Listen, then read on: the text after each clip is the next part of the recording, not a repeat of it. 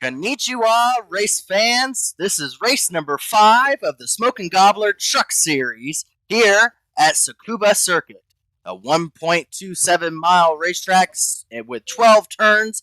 These truck drivers will have a handful tonight as these trucks will have to circuit around here at, I believe it's Shumatsuba, Japan, the land of the rising sun. And for these drivers, they will have to dominate this track for 12 turns and 60 laps to come home tonight.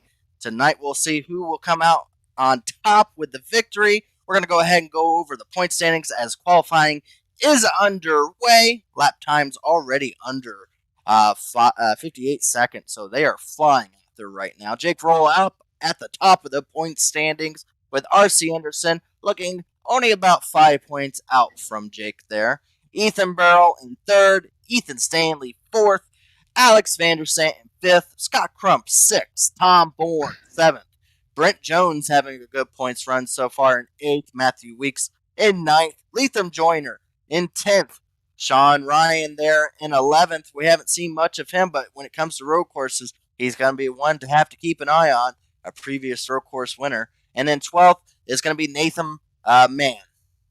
And I believe that's the top 12. I think there's 14. So Trey Edelson there and Jake Finch. Those top 14 are the ones that are in on points as of right now. But there's still plenty of races to go to mix all that around as drivers try to see if they can work their way into the top 14 and points to be able to race for a champion at the end of 11 races of the regular season. Well, qualifying is just about wrapped up. Joining me here today, I'm Gerald Campbell, your announcer. Also with me is Harrison Taillon. He is also going to be helping me out tonight with the broadcasting here in Japan. Long flight out here, but beautiful scenery here. Also bringing you the scenery is David Huckleberry. A beautiful racetrack. Luckily enough, it's not too difficult of a road course to memorize, only 12 turns being as such and only 58 seconds to get around. But you have to dominate those 12 turns because they are difficult. I've seen a lot of trucks getting loose and spinning out. They are very tight turns, so going to be interesting to watch 40 trucks go and barrel into a two wide S's and very, very sharp 90-degree turns here. So, Harrison, you've watched a little bit of the practice. I don't know if you've raced this racetrack, but can you give the audience a little bit of an idea of what some of these drivers that are the ones that are looking forward to this race, and maybe the ones that don't have the road course ability that are just kind of trying to finish tonight out? Can you give audience what both of those mindsets are going to be in tonight? Well, tonight it's a very tight circuit. Yeah, you mentioned it right before.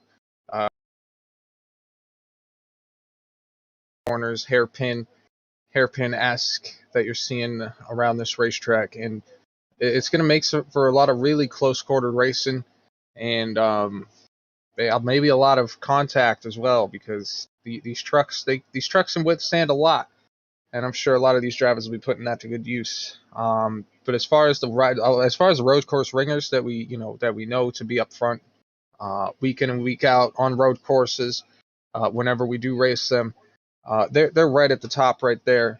I'm not actually seeing R.C. Anderson in the lobby yet, so that's a big name who's not in here just yet. I think RC had a pretty busy day in the real world. I watched him do some shifter cart racing over in Whiteland, Indiana, not far from me.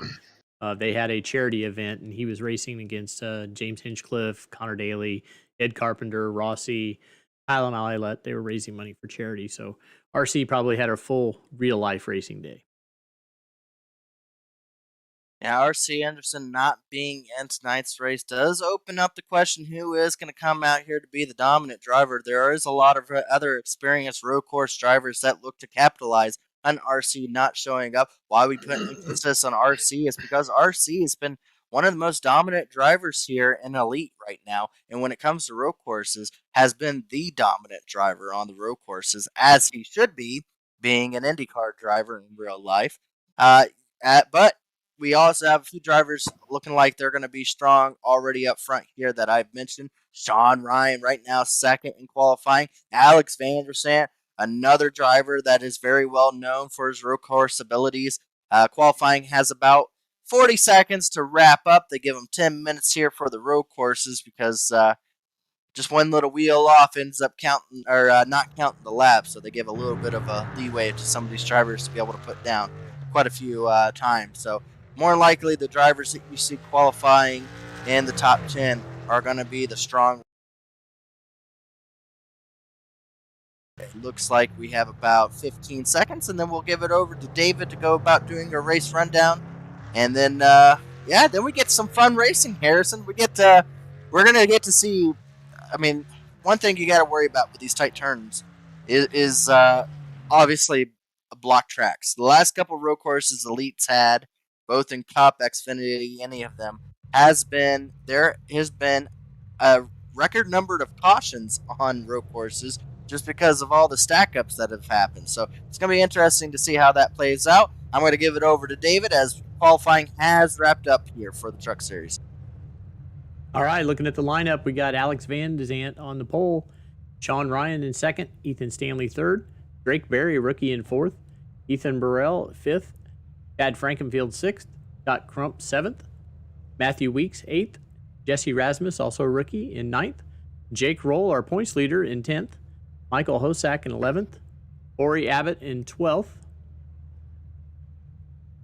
David Joyner 13th, Leighton Norgard 14th, Mark Murphy 15th, Ray Bracey 16th, Latham Joyner 17th, Brent Jones 18th, Tyler Dixon 19th, Tynan Jones 20th, 21 Robert Hill in 21st, Cody McCorkle 22nd, Cody Harrington 23rd, Michael Klein 24th,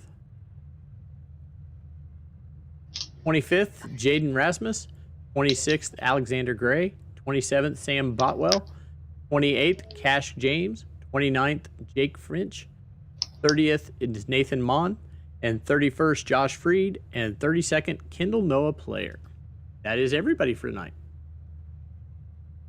Yeah, so only 32 trucks here, a little lower car count than we've had. But I think that's the lowest one so far, and that just might be to the fact that this is not a circuit that a lot of people know very well, unless if they do a lot of road course racing on iRacing. So maybe just a few drivers not willing to really buy the track or getting to know this track. But as we say with R.C. Anderson, that's not the case for him, not showing up, our second place in points driver. But right now we're going to have the pace car going to be leaving off here very shortly. Trying to see what turn they are. Do you know what turn they are in right now, David? Are they... we're going to have a full lap around, or is it going to be pretty quickly here? That actually would be, looks like the final turn.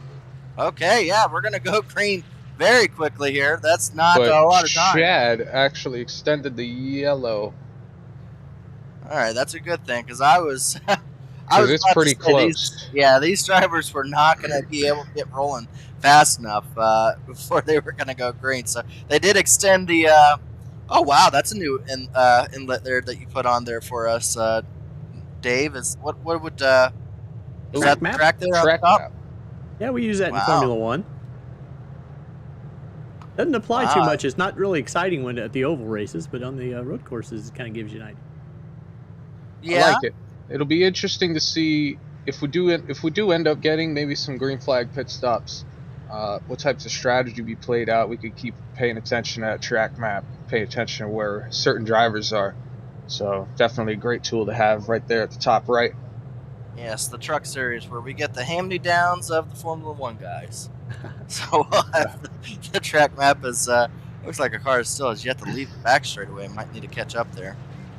As they said, this is not a very large track. 12 turns here. Some very sharp turns, though. Very, very sharp turns. Even though it's not a very long track, only 1.27 miles, the turns and the speed drop-off in these sharp turns is pretty dramatic. Some parts of the track you're going only about 40 or 50 miles per hour. So, yeah, we're going to have to keep an eye on these guys for the beating and banging, because when you see them start to check up, all it takes is for a bumper and a spin truck around to cause a lot of chaos. But here they come down the back straightaway, where this is, I believe, the longest part of the straightaway here. And then they'll wrap back around to the front straightaway, where we'll be going green.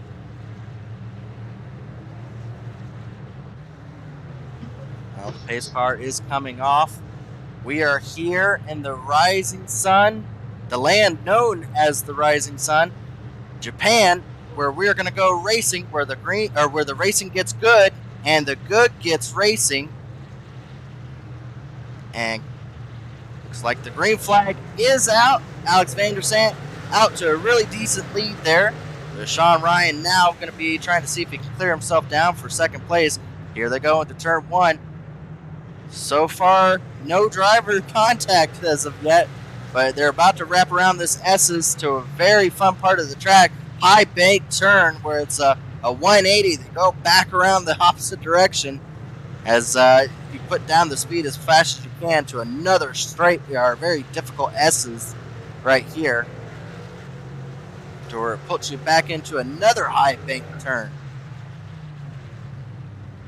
And then this will lead you down to a very long back straightaway. Well behaved through the first few so corners. Far.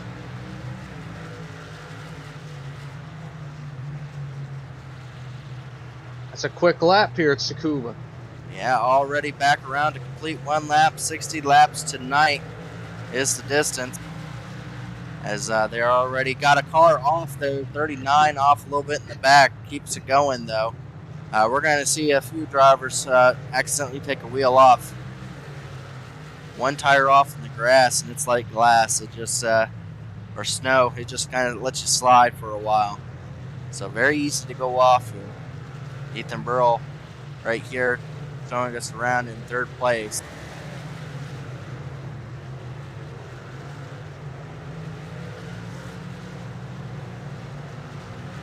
And tough views. Tough camera views here at this track. We'll try to keep an eye on the gaps. And let's see if we can you get to a blimp view that shows a little bit wider out so people can get an idea here. Very small track allows for, or it makes it difficult to really get adjust. Oh, we do have a caution. There's a car blocking the track back there in the second to the last turn, right in the braking zone. Alexander Gray, it looks like, to be turned around.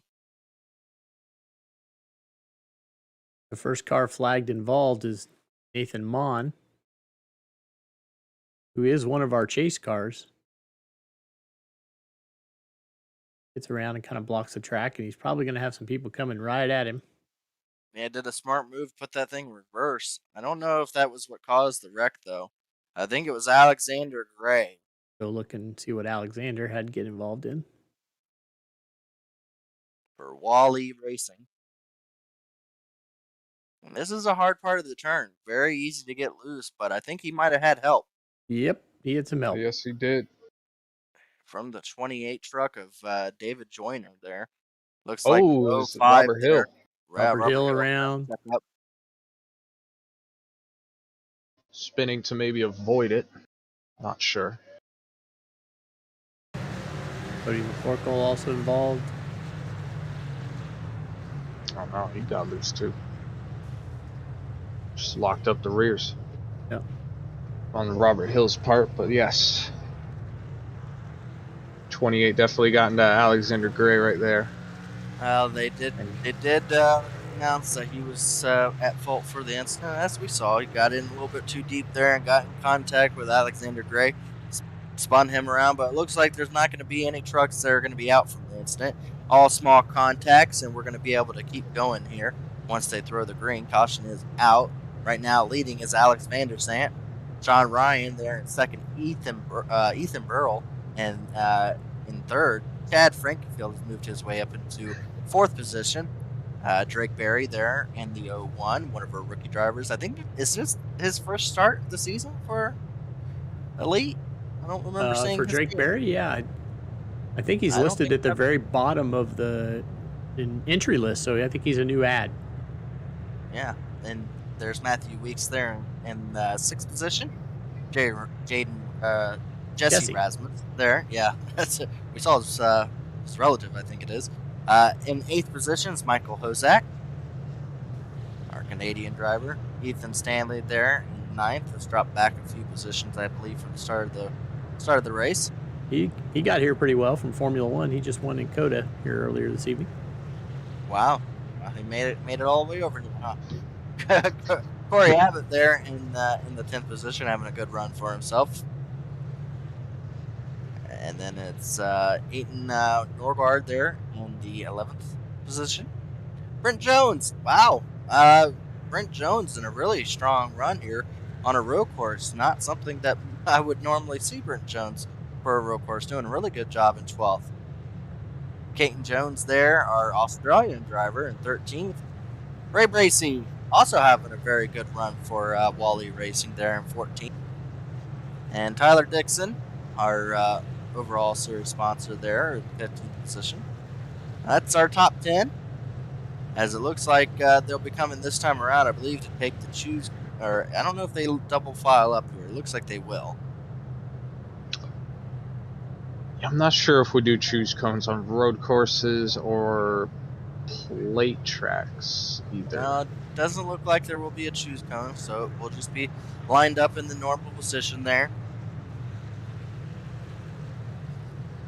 We hear some of the drivers in the chat actually asking the same question. Not sure if it is a choose cone related or not, but it looks like it's not, as everyone just picks the line that the iRacing has assigned them.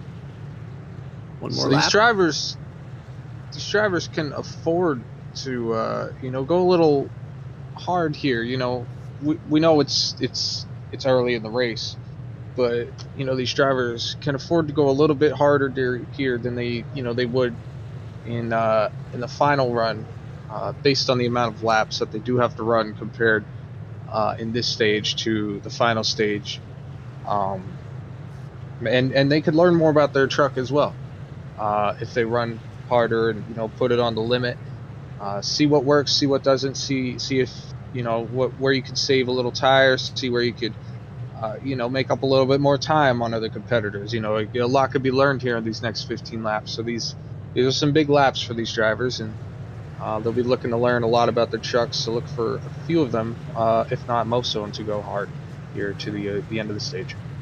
Yeah, they just have to be careful, because going hard's one thing, but it's very easy on such a small track. I mean, you see right here, there's not a lot of racing room there. It is going to be very easy for a driver to overstep their boundaries and end up going into a wall that's only about 10 feet off the racetrack. So they got to be careful, as they will be coming around the final turn here. Pace car is off.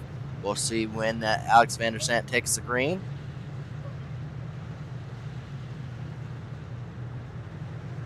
And green flag is out. Alex van der Sant once again is able to get out to a very decent start there.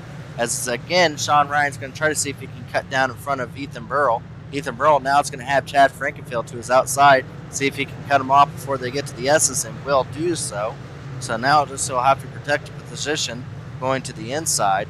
Very difficult track, because you might get an advantage on one turn, but as quickly as you get the advantage there, you're already going off to a different turn on the opposite direction. As you see, a lot of hard racing drivers really pushing it in there. 91 gets it in front of Michael Hozak there in the 24, as these drivers are racing very difficult. Oh, a car spun out in the back. 2 cars, 3 cars spun out in the back, blocking the track once again. As I stated, a record number of cautions for what we would normally see in a road course, just because how difficult this track is, because it's so... Oh, there's a little bit of netcode there between the 39. But how easy it is to block the tracks here. And the ruling being that if the track is blocked, they will throw the caution.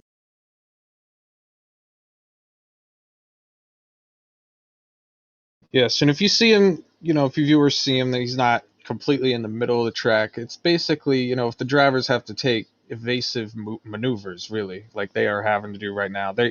He's right in the racing line where they would actually be coming off of that corner, so that he had to throw the yellow, because a lot of checking up would have happened, and some more incidents definitely would have occurred if that yellow didn't come out. It comes down to, is this helping drivers, or is this hurting drivers with all these cautions? If a driver is trying to play a strategy, is this gonna open up to more strategy being made? Because this is just bunching them back up and not really using the tires. They've only had about a few laps of green. The rest has been under caution. So got to wonder if any of these drivers are trying to save and be able to play some kind of strategy here before the end of the race. Absolutely. I think there you could save a lot of fuel under yellow in general, even if you don't completely clutch it and turn the engine off. Just by pacing around here, in a higher gear, not putting as many RPMs, revs into the motor, that'll definitely burn more fuel up if you do that. But just putting it in a higher gear definitely keeps the revs low, and will allow you to burn less fuel and still keep a steady pace here under caution.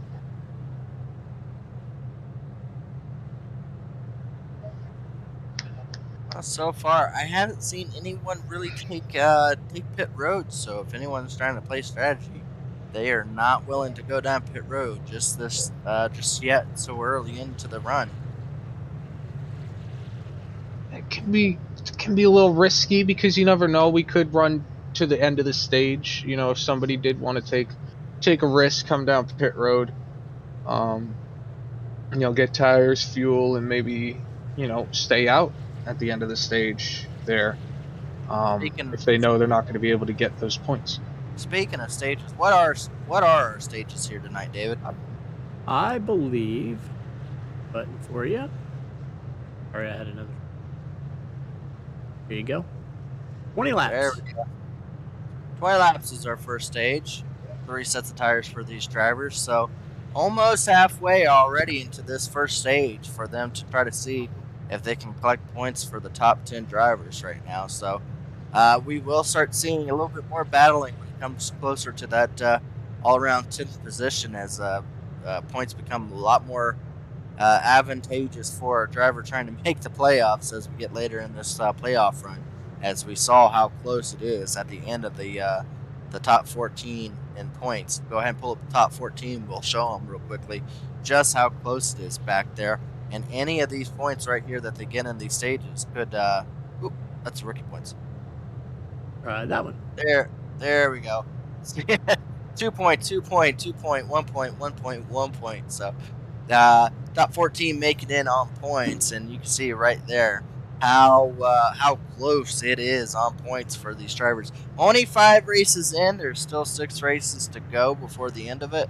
But getting points now and making your life a lot easier when it gets closer to the end of the season is definitely a must for some of these drivers. Sean Ryan there in 11th in position in points, having a good run tonight in second. Needed what he needs to for a road course. As we saw last season, he won our only road course race. So right now running second, see if he could be able to capitalize like he did on Alex van der Zandt's issues that he had at that road course that year, and see if Sean Ryan's able to be able to come home with the only road course win again.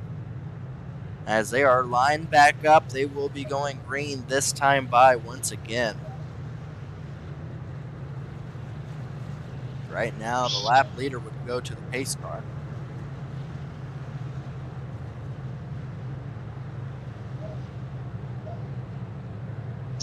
Wonder, I'm not sure if it's too early, but if a 37 does get a pretty good start and has a run on Van de Zandt, times it pretty well, I wonder if he could make it 3 wide going there into turn 1. I'm not sure if there's enough room to actually safely do it without risking all 3 drivers that are in that battle, but it could be something interesting for a late race restart if that does happen at all.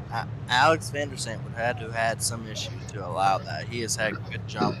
I'm looking more if Sean Ryan's not able to capitalize, he might be taking 3 wide between the drivers behind him. Both are very aggressive. We'll have to see here as pace car is off. They come back around the final turn to take the green flag. Green flag is back out. And once again, we see the 97 get out to a really good jump, and Sean Ryan getting pressure from both the drivers behind him. A lot of pressure going on further back there in the field as well. Looks like Chad Frankenfield is going to stick to the inside, going to have the advantage through the S's, and will be able to take it over. Oh, Chad Frankenfield almost got tapped by Matthew Weeks. It looks like Ethan Burrell's going to get stuck out there and lose a position to Chad Frankenfield, but is going to get it back as you see them checking up, trying hard not to run over each other, as that is more difficult than it is to say, as Stanley actually gets the position over Weeks there. So drivers are really, really pushing it here as they see the laps counting down to the end of this stage. Looks like the 12 now finds himself into that 10th position. No car there. Oh, we got it off and didn't bring a caution out, though. Offs are fine as long as it's not blocking the track. Those won't be counted as cautions there. But Cash James and Josh Freed. Great battle going on in front. Battle there for the, I believe, the 8th position there. Side by side, they made contact a little bit. That was between the 70 there and the 01, our rookie driver there. Both of those are rookie driver, Jesse Rasmus and Drake Berry. Both made a little contact, battling it through the S's, but they straightened it out. Michael Hozak trying to figure out the back end of his vehicle, see if he can be able to capitalize and gain up on those drivers for their hard battling. And these points are important. These drivers are going hard because, you know, you're in a points paying spot right here in about 9-8 laps coming up here at the line. And, you know, these points are really hard to come by for some of these drivers as well. So you want to take advantage of every chance you get to be up in the top 10 towards the end of the stage.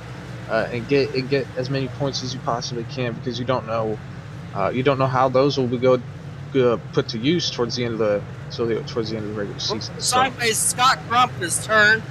Oh, he keeps it straight, but he's gonna lose about 3 or 4 positions there. Scott Crump in the 90. Oh, Dixon.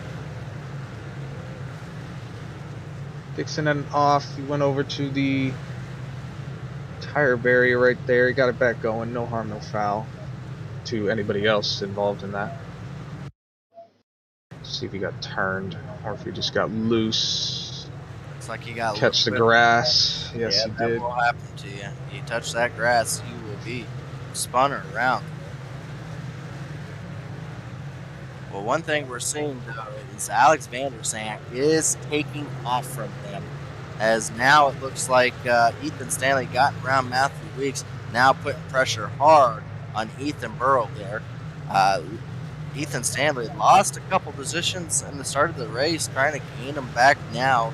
Finds himself into the 5th position, started 3rd. So we know he has a fast vehicle, as he is really putting a lot of speed going into these turns. Has a good exit through that roundabout there.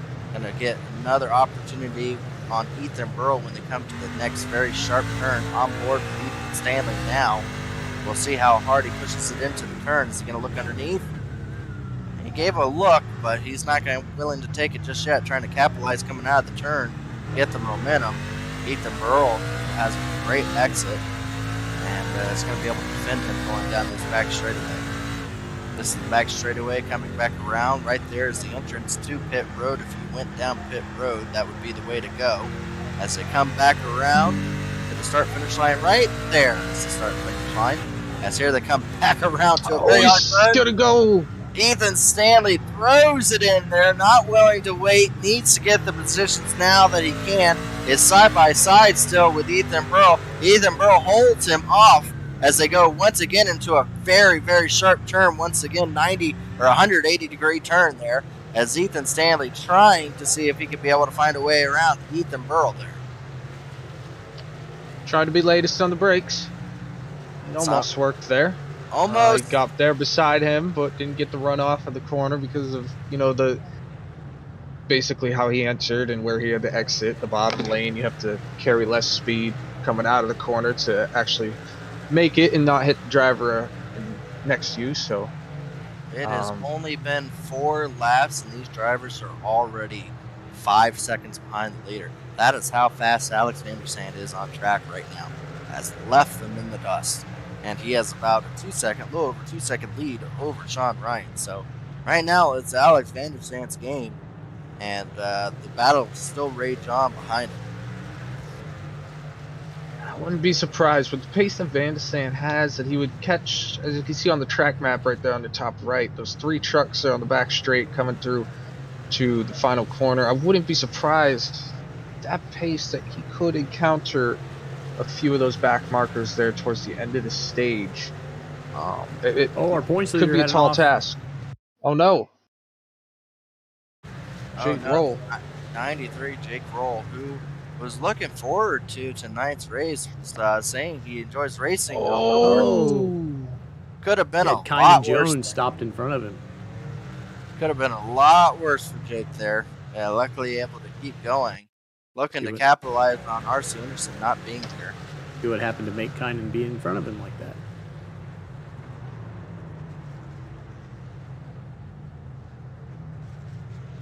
Just a little bit of damage right front there. And Jake Roll back there now to the, looks like, keep switching around. I believe he's back there in the 16th position. Yeah, 16th position. Tell you what, it's starting to stack up behind the 37 as Matthew Weeks has now caught up a little bit to this. And there's about a line of vehicles behind Matthew Weeks as well.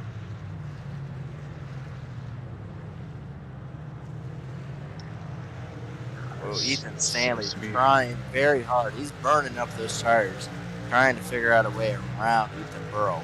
He has to be careful because Matthew Weeks is very close to his back bumper and looking to capitalize on any mistakes he makes.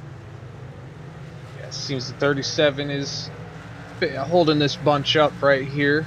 The closer that Ethan Stanley, is to the back bumper of that 37, the turbulent air, the dirty air, as we like to say, it'll take effect, and it'll make his front end a lot hotter, his brakes a lot harder when he brakes, his tires a lot harder, that means it'll be more prone to wear, a lot more if you were if you were in clean air, where you'd have some fresh, cool air in front of the truck instead of a actual truck in front of you blowing dirty air. So yeah, he's got to be careful here. I mean, there's only a few laps left, so that he should be safe. But hopefully he doesn't lose this 5th place spot because Matthew Weeks is right on his tail.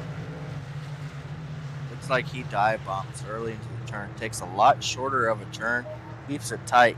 Versus Ethan Burrow, who you see in front of him, has a lot more lackadaisy turn there, a lot wider, just kind of drifts it out there and gets onto the gas a lot earlier and is able to power off the turn. So good difference between drivers as you see another driver off on the racetrack trying to get back on. That's 66. I believe that is Cody Harrington there for a White Lightning Racing. He's going to go a lap down and just try to give the positions as he can. As you stated, it looks like Alex Vandersand will be catching up to some lap traffic very quickly, as he already has about almost a 4-second lead now and only 8 laps from the green flag. So he is a rocket ship right now, taking off on this racetrack. Yeah, consistent. Those lap times just say it all right there. He's about a full back straight away from catching up to that back marker in front of him. I'm not sure who that is. Joshua Freed in the 25. But yeah, he's putting on a quite the show here, quite the pace. I'm not sure if we get the yellow at the end of lap 20 to make more sense, completing 20 or at the beginning of 20. I guess we'll find out at this lap. There is a caution, but that's probably to his benefit because here in a bit he's about to come up on a bunch of lap traffic here, and that is probably not what he wants to do, is to have to battle with some lap traffic. But what we will see is that's going to be inevitable when he goes when we have the 40 lap green flag run at the end. He's going to have to pass a lot of lap cars with the pace that he is setting right now. If he sets that again when we go back green and it's green all the way to the end, he is going to have to pass about half the field, and that is very difficult when you consider the track at some points is only too wide. That can be very, very scary, and it is by no means a guarantee, even with Alex Vandersand's speed, that he has got this in the bag, because, well, you just don't know if he's going to be able to survive the onslaught he's going to have to going through the field, essentially. Exactly, getting some some really big points here. Actually, full 10 points for this stage, as the top 10 only gets points for at the end of the stage.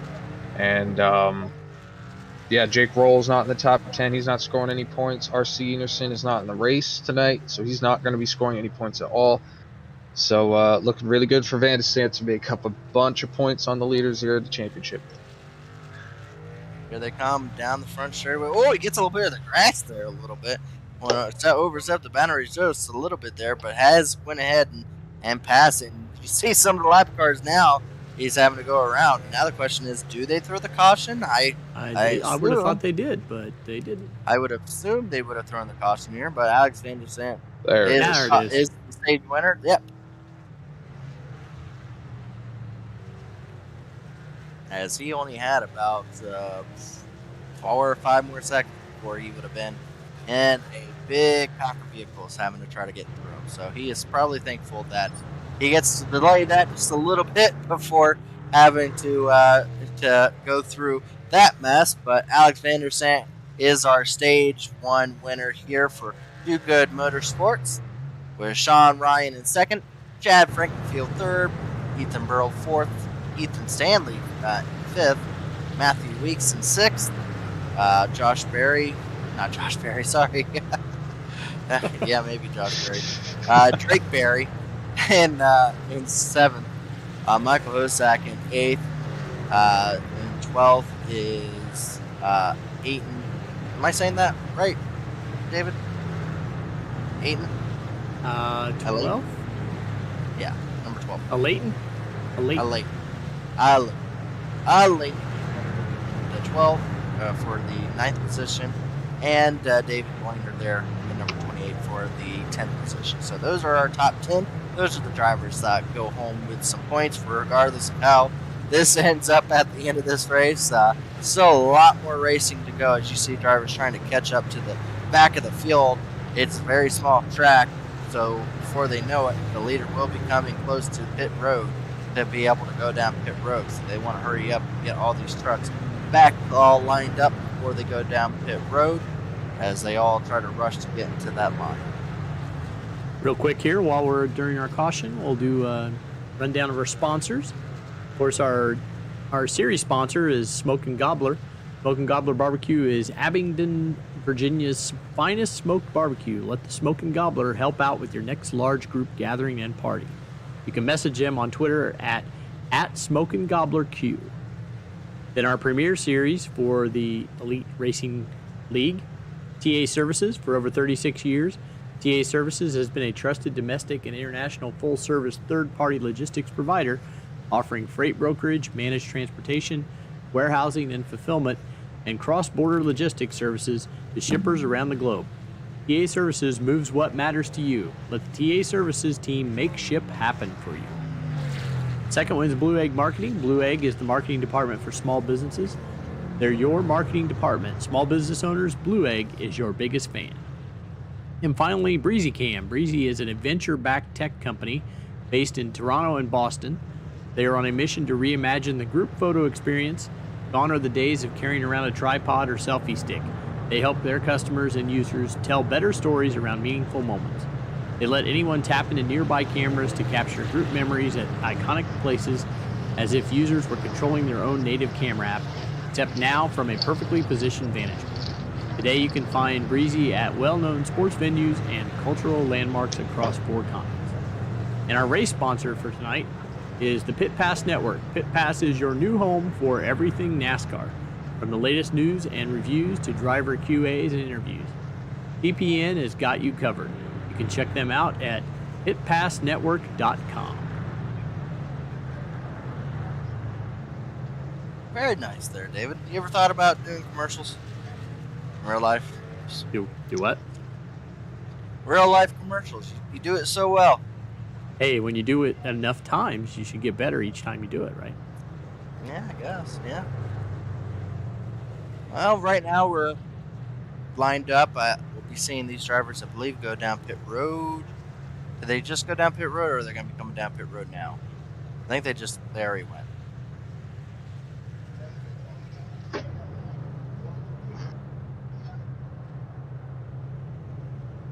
Well, so far, what have you seen so far on the racetrack that you think it's going to be concerns for Alex Van der Sande?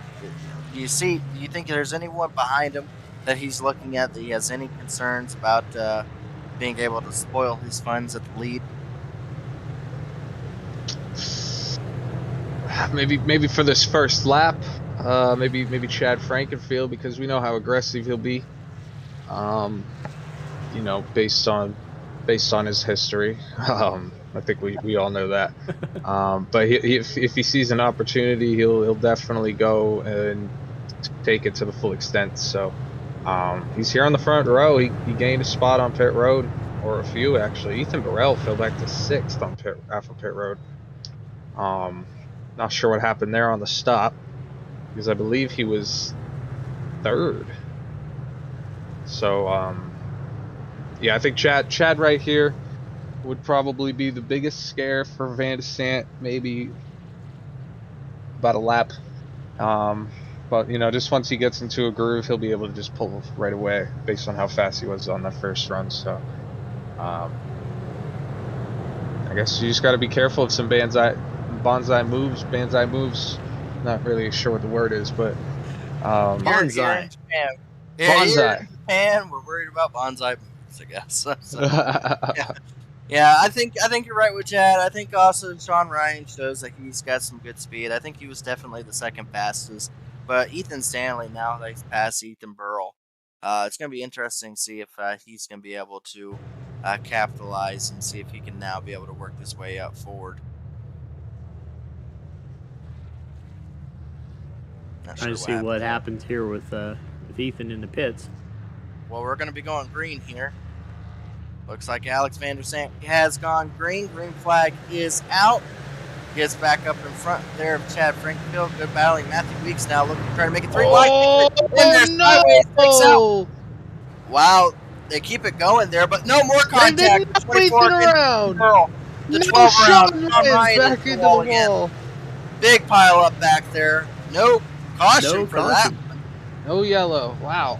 I'm not sure why there wasn't a caution for that one when we saw less of a wreck for other wrecks in the race. But yeah, a lot of trucks around there and into the wall. That took out some really big names there. Sean Ryan, who needed to have a good run there, hit the wall pretty hard. Ethan Burrell gets spun around.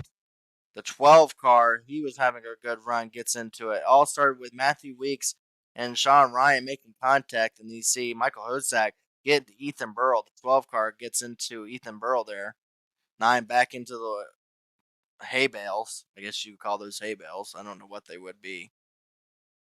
Guess from my understanding is that race control thought that Ethan stayed spun out in the grass, and Sean Ryan kept it straight, but in the grass as well. Another car spun out. Michael Keelan there has also got turned around in the S's. As you see a battle here, Chad Frankenfield and the 91 there, Ethan Stanley, they're going to be battling it out. This is going to be for the second position, as Alex Van der Sande has already left them behind. We'll see how aggressive both of these drivers show. A lot of aggression here early on, so see which of the aggressors will come out on top as Chad Frankenfield is in front of the 91 of Ethan Stanley. Ethan Stanley looks a lot faster than Chad right here. Chad's already lost 3 seconds in the first 2 laps that have been under green here to Alexander Van der Sande. So, oh man. And give you an idea, Sean Ryan back there in 20th position now. Ethan Burrell all the way dead last back there in 3rd and 1st position. So even Nogard is back there in 30th position. So a lot of drivers in the top 10 that were running really well now relegated very far back there.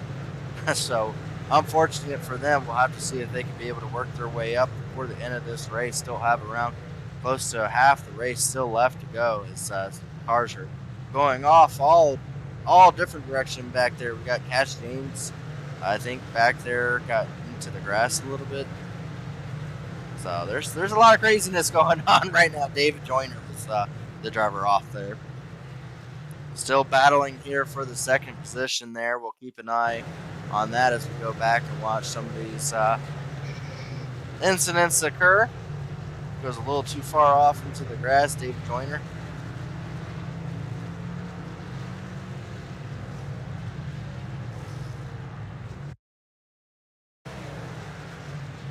Joshua Freed there. Whoa, he got sent a little bit there. I would say. Yeah, Sam Batwell got him a little bit there, sent him into the grass. Going to lose quite a few positions from that. We still have this battle shaping up for second place between these two drivers. Chad Frankenfield, a lot higher line. 91 takes the inner line there. Almost contact coming out of the turn. And right behind them, Greg Berry, starting to catch up to him.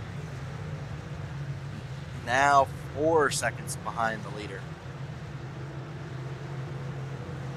Pretty good run for the 91 here. He's got to take a look. As close as he's been. Dives it in there. Dives it in strong. It's going to be side by side, wheel to wheel. They're going to come out. Chad Frankenfield will have the advantage once they get out of the straight. But 91 is going to be able to just clear him enough. Chad Frankenfield gets loose trying to keep the car or keep the truck going underneath him. It's going to have another look underneath the 91. 91's going to have a run coming out of the turn. So now Ethan Stanley finds himself into second place. Chad Frankenfield can't look back too much more because right behind him is Barry. He's now going to be right behind, battling for the third position. Chad Frankenfield very loose, overstepping the vehicle, trying to push it right now. That was a great move there by Ethan Stanley. You know, he was setting him up for a pass there for a few laps. You could definitely see with the way he was definitely quite faster than that 15 truck. That was the best run that he got off of that final corner, and closest he was, and he had to take a look, and he did, and he made it work. Chad definitely tried to fight back there, going to the second hairpin there in the lap. This left-hander right here, but I saw that he did clip that curb just a little bit, upset the rear, and he had to probably get out of the throttle for just the slightest second. Cost him a run off the corner. So good fight. Ethan Stanley up second, and see what Rick Berry could do here against Chad. He looks plenty fast. Still a lot of battle going on all over the track. As you see right here, a battle with our points leader trying to keep the time behind him. Sean Ryan gets a little bit of tap from that. Gonna try to see if we can get back to him. While in 16th position, they were battling for 15th there. Going around the final turn down the front straightaway, so we'll see if Sean Ryan can be able to get a run. Battle here for third position. Chad Frankenfield getting passed in the same spot he got passed the previous time. So Chad Frankenfield's going to have to learn how to get around turn one, because that seems to be his weakness, as he has been passed both times getting into the turn there. Is there a little bit of contact? No? No, close. Very close to contact. Chad's looseness there ended up costing him, because he had the advantage of the line. But with that little bit of looseness and the loss of speed, that gave it over there to our rookie driver, Drake Berry. Well, we'll see if Stanley is able to keep up. I've seen the speed. It's still not gaining, but it's kind of evened out now. Chad Frankenfield was definitely slowing him down just a little bit, but I think Stanley's still not to the exact speed of Alex Van der Sant, but he just needs to keep him within distance when they start getting up to these lap traffic. So we'll have to keep an eye on this battle for the lead when it gets a little bit closer to the lap traffic. Very good run for Ray Bracey there in the seventh position, right there in front of Matthew Weeks. Weeks trying to see if he can get back around after that calamity in turn one, trying to work his way back up to the front. But very, very good run for Ray Bracey. He definitely good run here for Ray Bracey in the top 10. Matching his car number right now, 7th place for the number 7.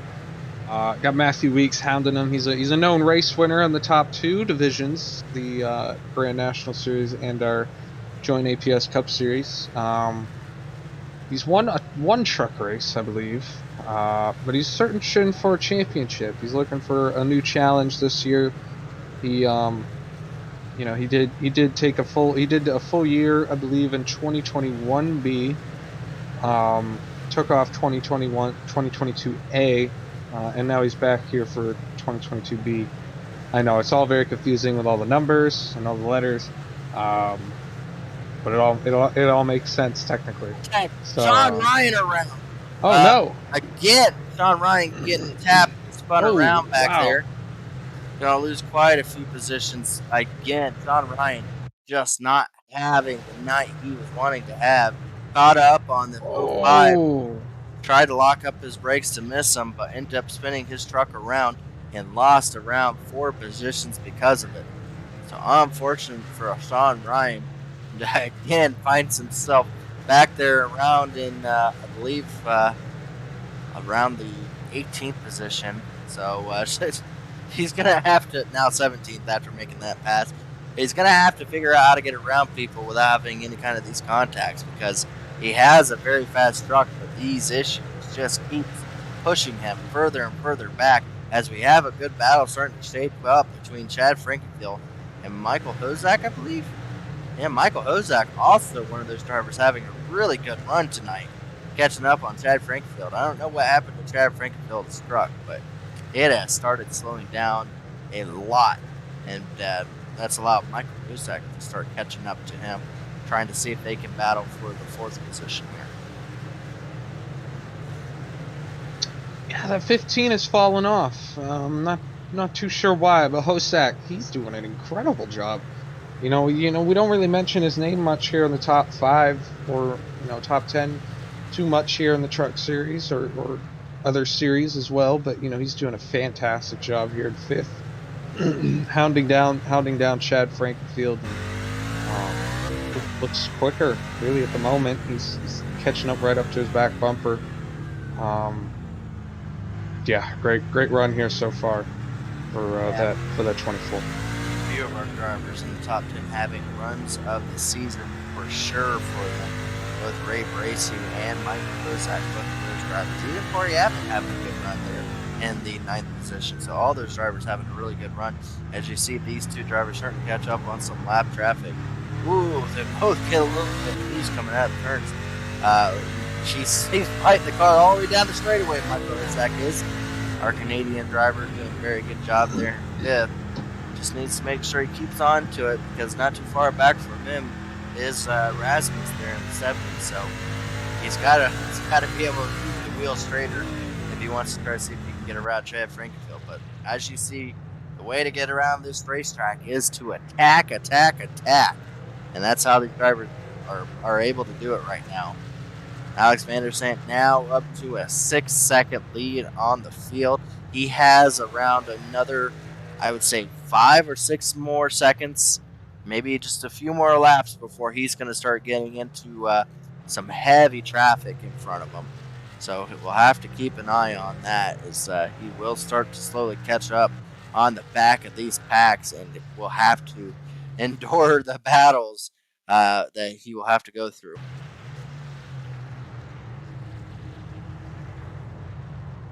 Ooh, that's 12. Unfortunate. Yeah, no. Ethan, was that Ethan Burrell 10 in there too? I think so. I also saw it was 79 started it by going around. Tyler Dixon, who went around, and unfortunately for Nogard, he was one of those drivers that as you see Kendall No player go off right in front of him. 12 cars just got to be wondering, just stay out of my way, because he's been in a few accidents just being cars stopping right in front of him. So as we're on board with another driver here, 03, while he's racing. Locking the brakes up there. That's what really happens if you just completely lose the rears. Is you don't lock the fronts up, you lock the brakes up. So instead of going straight, you just completely turn around.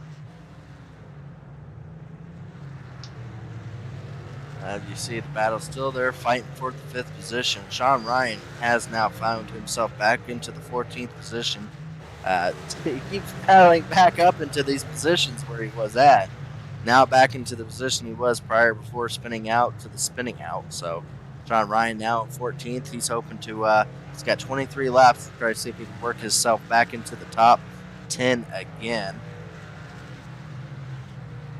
Looks like Matthew Weeks was able to get around Ray Bracey. Is now trying to see if he can be able to get up there a little bit closer to Rasmus and battle for 6th.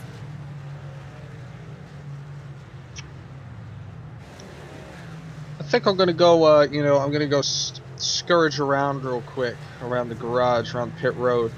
I'm not sure if we will be getting a green flag pit stop, if the fuel will hold up for 40 laps. So I'm gonna go try to get some strategies here from our drivers. You go do that. That's the Pit Pass Network challenge for you, is to go down pit road and try to find out if anyone's going to be honest with us, if they're going to have to pit or not. So we'll leave that to Harrison there, as he's going to go around, look down pit road, see if anyone will give him any answers here. But we still got a good battle here shaping up for the 4th position. You see Michael Hosak really get in there deep now, within a truck length now of Chad Frankenfield. That seems to be where Chad Frankenfield has his weaknesses. He doesn't get in nearly as strong as some of the other drivers, and he still gets this looseness coming out. So he is fighting a wicked truck right now, and Michael Hosak definitely looks like the stronger of the two. Already back is Harrison. Did you find out anything? Well, not too much, really much interesting towards pit strategy. Found out that they were fueled up really for the entire race, for all 60 laps, that they could have made it without pitting at the stage caution for fuel to make it the whole way. So they are way good on fuel. But the real main issue here, I went into the Pro Edge camp there, talked to Matthew Weeks for just a quick second. He said it's all about really managing the rear tires. You're burning up the rear tires so much trying to get good runs. I'm seeing a stuck car, stuck truck. Ethan Burrell and not Cash James. I think that was Jake Roll in front of him, almost hit coming out of the second to last hairpin. Wow, that was extremely close. Kynan Jones, I believe, was the truck that was turned around completely in a 180 to their direction. So yeah, but all about managing the rear tires, really here. That's what Matthew Weeks said. They're burning up a lot faster than what they were expecting, so they just need to keep a check on those. Good battling still here for the 4th position. Has been battling for a while. Hosak definitely has a lot stronger vehicle going into the turns than Chad Frankenfield. Chad has been tiptoeing, and they have both been losing time. But I will say Alex Vandersand has been slowing down on track.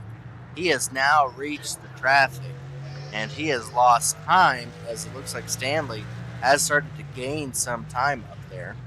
See Sean Ryan trying to get around to get back into the 13th position there once he gets around the 05 there of Robert Hill Jr. But let's see if we can go on board, or go over there to Alex Vandersand, as we have well, we'll see once we get past this battling here. It looks like Sean Ryan trying desperately to get around the 05, not able to do it that time either. Let's see what's going on. It looks like Alex Vandersand is in a big pack of vehicles over there. Just got around 3 of them, and is now joined with another 3 in front of him that he's going to have to try to get around. So he is wow, look at that last times right there. Yeah, he is lost. Now it's only down to a 3-second lead over Stanley, as you see him behind the 47 there. He's lost over half of his lead in just 2 laps. He's lost 3.6 seconds there in the past 2 laps on 40 and 41. Coming down quicker. It's going down a lot quicker. It is. A very difficult time trying to get around. Oh, he's stuck behind him. Oh my gosh. There's half a second right there. Yeah, another half a second lost on track. He's gotta make a move here. Oh, they're gonna go side by side in front of him. He can't.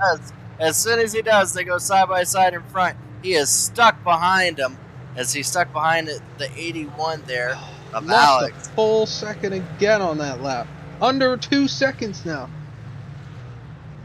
Ooh, as you see him trying to get past these trucks. 85, who had just gone around not too long ago, is going to allow him by.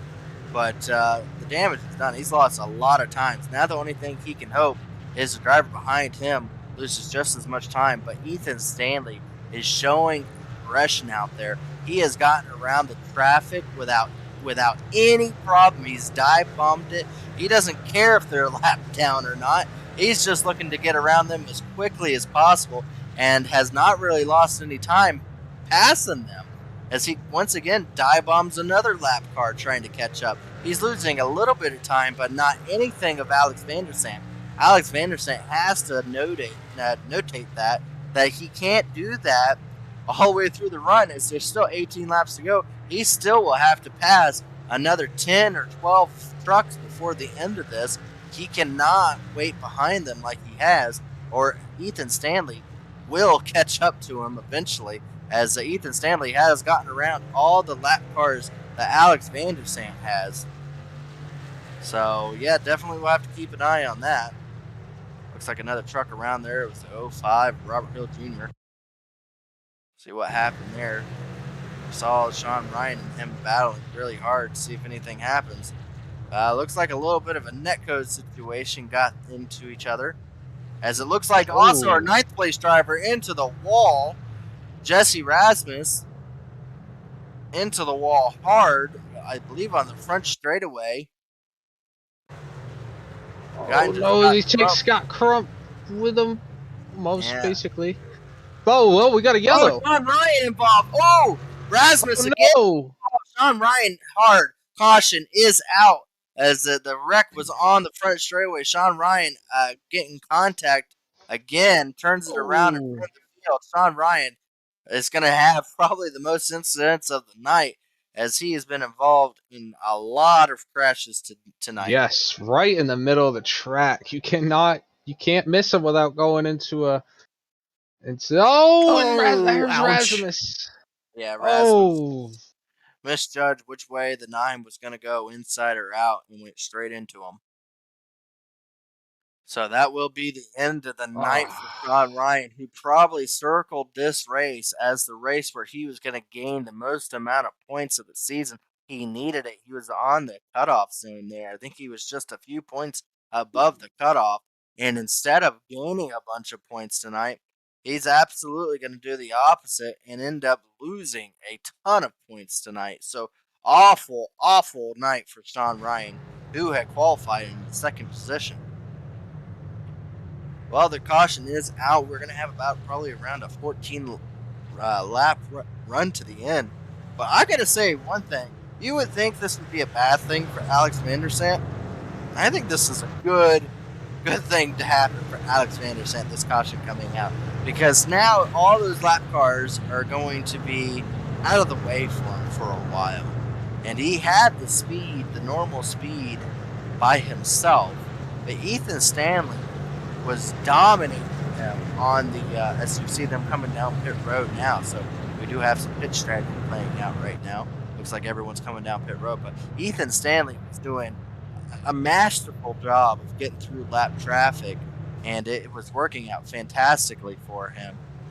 So I think Ethan Stanley would have preferred if it had gone green flag, because I think he felt more comfortable getting around lap traffic than Alex van der Sant. Yeah, absolutely. I mean, that's looked like what the case was. No pit strategy being played. Oh, Ethan Stanley got out ahead of Alexander van der Sant. We got a new leader in this race. Well, Hosak actually is our leader. He stayed out, but Ethan Stanley, what an exit off pit road! That pit stop must have been blistering quick, because he launched right off of the line right there. And wow, that changes a lot right here. That changes a lot. Well, you just stated Michael Hosak had stayed out on the racetrack very questioning move, as you had stated from other drivers, that the tires were losing grip at a tremendous pace. Do you think this was a bad move for Michael Hosek, who was solidly in the top 5, gotten around Chad Frankenfield actually, and had worked his way into either the fourth, I think he was in the 3rd position before they came down pit road. So Michael Hosek, who was having a fantastic run, what do you think, Harrison? Do you think this is a good move on his part, or do you think this might be something he regrets? Oh, I mean, you see, it looks like this is a move to try to win the race, obviously. And I mean, if he thinks that he's have a good enough truck and that he has saved enough of those tires, I mean, maybe we haven't seen the best from Michael Hosek so far tonight.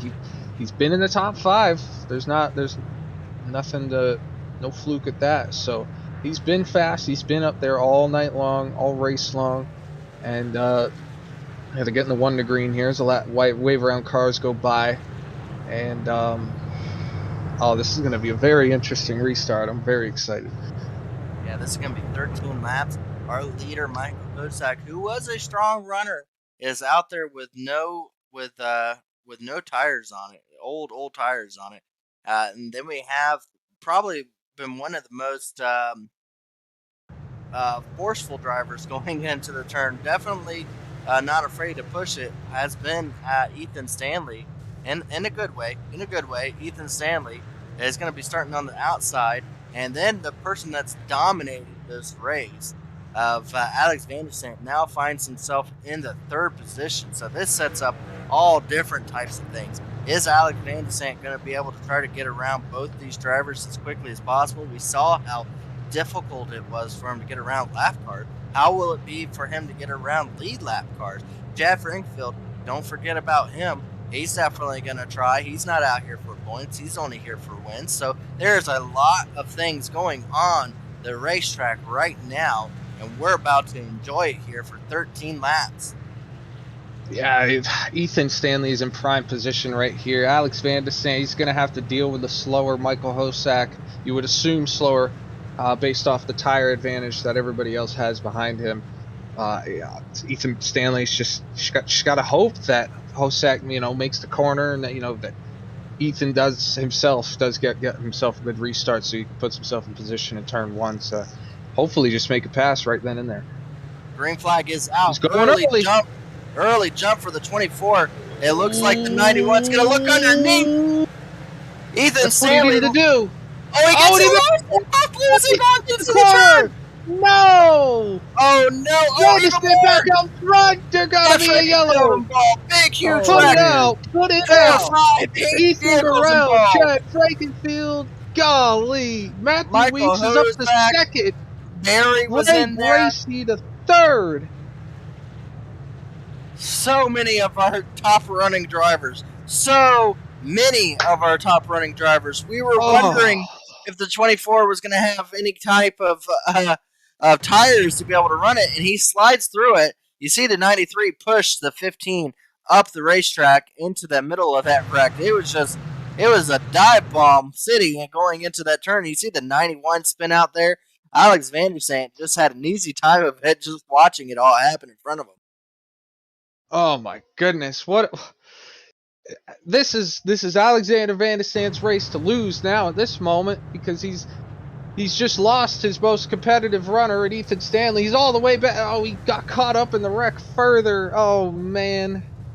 And everybody else involved as well. Hosek again. Yeah, Both of them missed a corner, outbrake themselves. Ethan Stanley with a ton of damage from that. Matthew Weeks gets through it. He's going to be our 2nd place driver. And wow, Ray Bracey in 3rd position now from that. 0-1 stuck into the hay bales there. I mean, a lot of drivers that were having good runs are just going to have an empty feeling at the end of this. See Ethan Stanley run into the back of Chad Frankenfield. Ethan Stanley will be kicking himself for that. Yeah, he will be kicking himself because he had the move made the entire time. All he had to do was just slow down the truck enough. He had the move made on Alex Van der Sant. and Michael Hozak was overshooting that turn. He didn't need to try to outbrake him. 24 was not going to make the turn, and he ended up sliding off with him.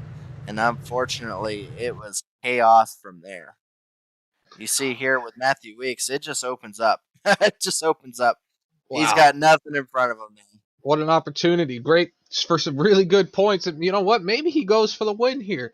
He's found himself at the top two, and he's going to be on the front row for this restart. Matthew Weeks isn't a guy who shies away from going for wins here. He goes for them. He goes from every single race. If he doesn't have a race-winning car or truck as we are racing tonight, if he finds himself in a position there towards the end of a race in a really good spot, he will not shy away from making a really good attempt at the win. So, it'll be a tough task because Alex Van der Sant has been absolutely on fire tonight. But we'll see. Anything can happen. Unfortunate for Ethan Stanley. Looks like he's going to come down pit road. I think he has required repairs for his truck, which is very unfortunate for him. Having a really strong run there and ends up not being able to complete it there. Michael Hozak is actually not too far out, still in 13th. Still has an opportunity to still get a top 10. But this has just changed up the whole look up of how the front is looking like. We have Alex Van der Sant still up front. Matthew Weeks, you saw him get into the second position. Then we have Ray Bracey there in third position. Absolutely the race of the season for him. Probably the best race I've seen out of Ray Bracey since he's been in the Elite Truck Series. So fantastic run for that Bojo truck there. Always having a beautiful truck, and he's got that kitty cat in the back. And then you got Corey Abbott, another fantastic run for him. Scott Crump coming back from multiple incidents, coming into the fifth position there. Jake Finch in the 76. Haven't really talked much of Jake Finch. Robert Hill, who has been spun around, been all around this racetrack, contact with multiple drivers, now finds himself back into the seventh position. Ethan Burrell, who's been hit and beat up since he got turned around, and now finds himself back into the top 10 in 8th position. Chad Frankenfield, who we see has a lot of front-end damage, so we'll see. Have to see if he's going to be able to continue going like that. Then we have, it looks like the 12 right there, Leighton Norgard there, who we've seen him have a ton of damage working his way back into the top 10. So a lot of drivers that have had to come from the back to the front. A lot of damage. We're just going to call this the short track racing of road courses, because there's not a truck out here other than the leader that doesn't have some kind of very strong front end damage on it. But these trucks are taking a licking and keep on kicking, and they are just still going on out there. Pace car lights are off. I think, and I think Alexander Van der Sant even has a little dent towards the back in the back bumper. I might have saw a little indentation there on the sky cam. Maybe we'll get a good view here on the side view here when he goes by. I don't know. I don't see any scuffs. I'm not sure. Maybe I'm seeing things. But, definitely a lot of damage out here. We spoke about it at the top of the show. We really said that, this is basically a short track type road course. A lot of tight quarters racing. Hairpins they're very prone for a lot of contact, and we've definitely seen it a lot tonight. Well, we have to keep an eye out in turn one. They're coming down the back straightaway to take the green flag once again.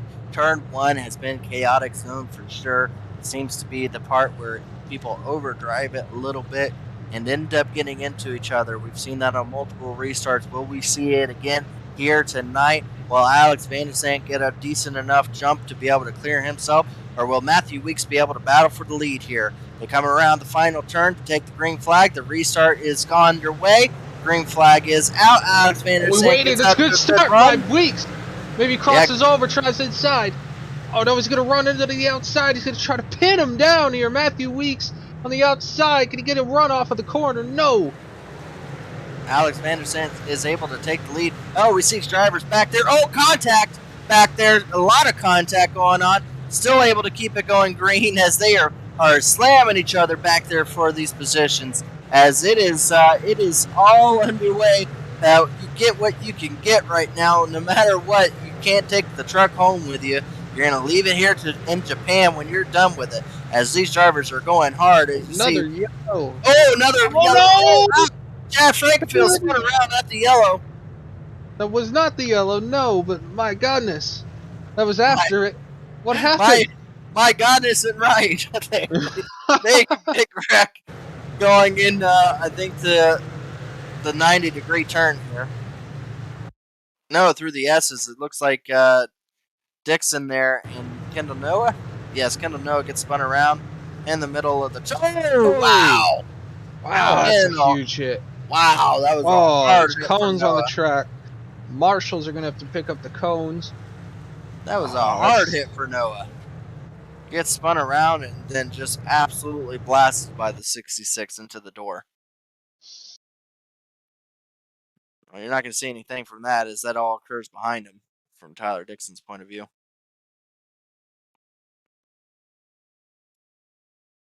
You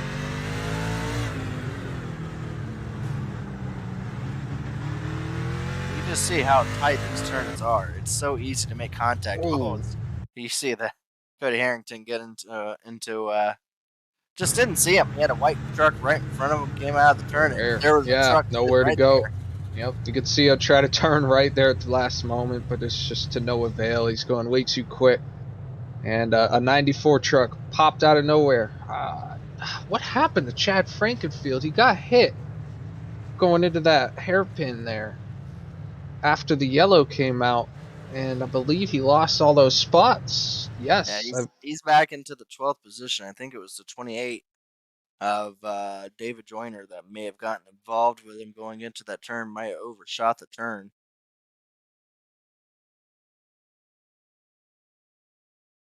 Oh, wow. See him locked up. Completely overshot it. Tried locking it up in time, but... Well, they're going to give the 28 an EOL for that. I mean, the caution came out almost at the same point in time as when that happened, but they're saying that that was caution or a contact after the caution to spin Chad Frankenfield, so they will give the 28 an EOL for contact after the caution. I don't know if I agree with that, because it was right when the caution had came out and they were racing for position. I mean, if this was normal circumstances, this is under green, they would have just given him a penalty. But you see everyone's still racing hard. He definitely overshoots the turn. Not saying that's Chad Frankenfield's fault. But David Joyner now will have to go to the back of the field for it to be due to it being under the caution. So unfortunately for the 28, he's going to lose about 15 positions because of that. On something that happened split second right before. I think he was probably locked up when the caution came out. I don't know if I agree with that, Harrison, but the ruling is that 28 has to go to the back of the pack.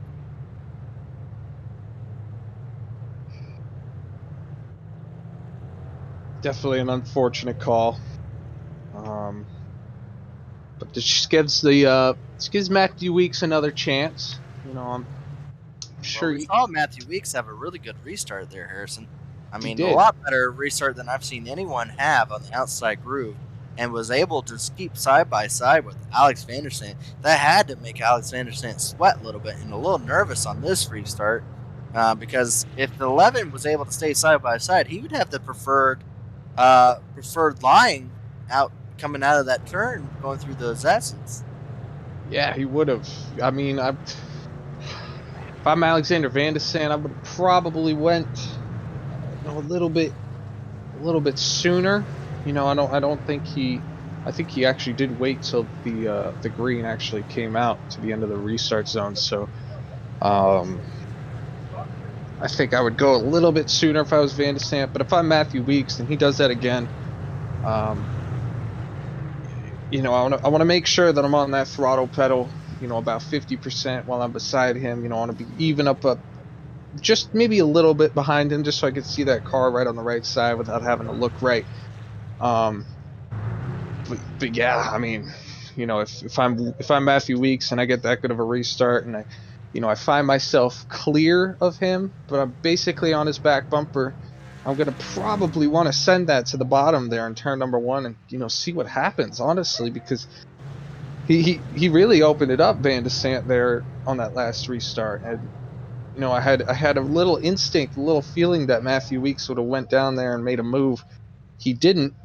But that might be a good note for Weeks here on this next restart in case that happens again. Well, here they come down the back straightaway. We'll have another shot at this restart. They will have 5 laps to go. I don't think the contacts are done being made on the racetrack. I think we still have a few more beating and banging moments to go on.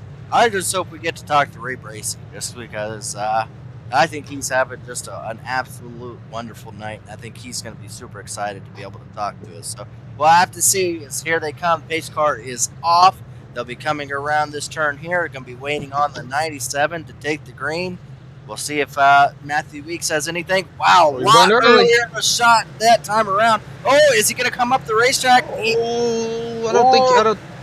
going to be close. It's going to be close. They're probably going to review that because he came up the racetrack.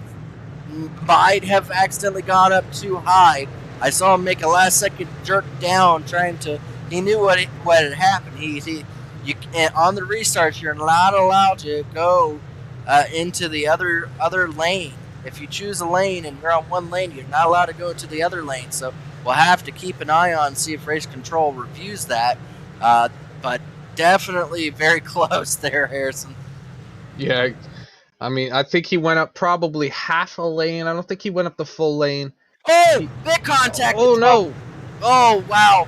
Oh, they straightened it. I can't believe that. 12 got absolutely slammed. Oh, he gets slammed again down the straightaway. Oh no! Oh no! 12 got hit again down the straightaway. Another yellow. They're still slamming into each other on the back straightaway there. After this wreck here with the 12 car, he got involved like 5 accidents there. Norgard there got hit going into that turn. This is after he had already gotten hit. Got hit again going down the straightaway. He just wanted to race, man. He just kept getting turned. We'll have to rewind it just a little bit there, David, and we'll see what happened to the 12. Oh. A little bit further back, David. Okay.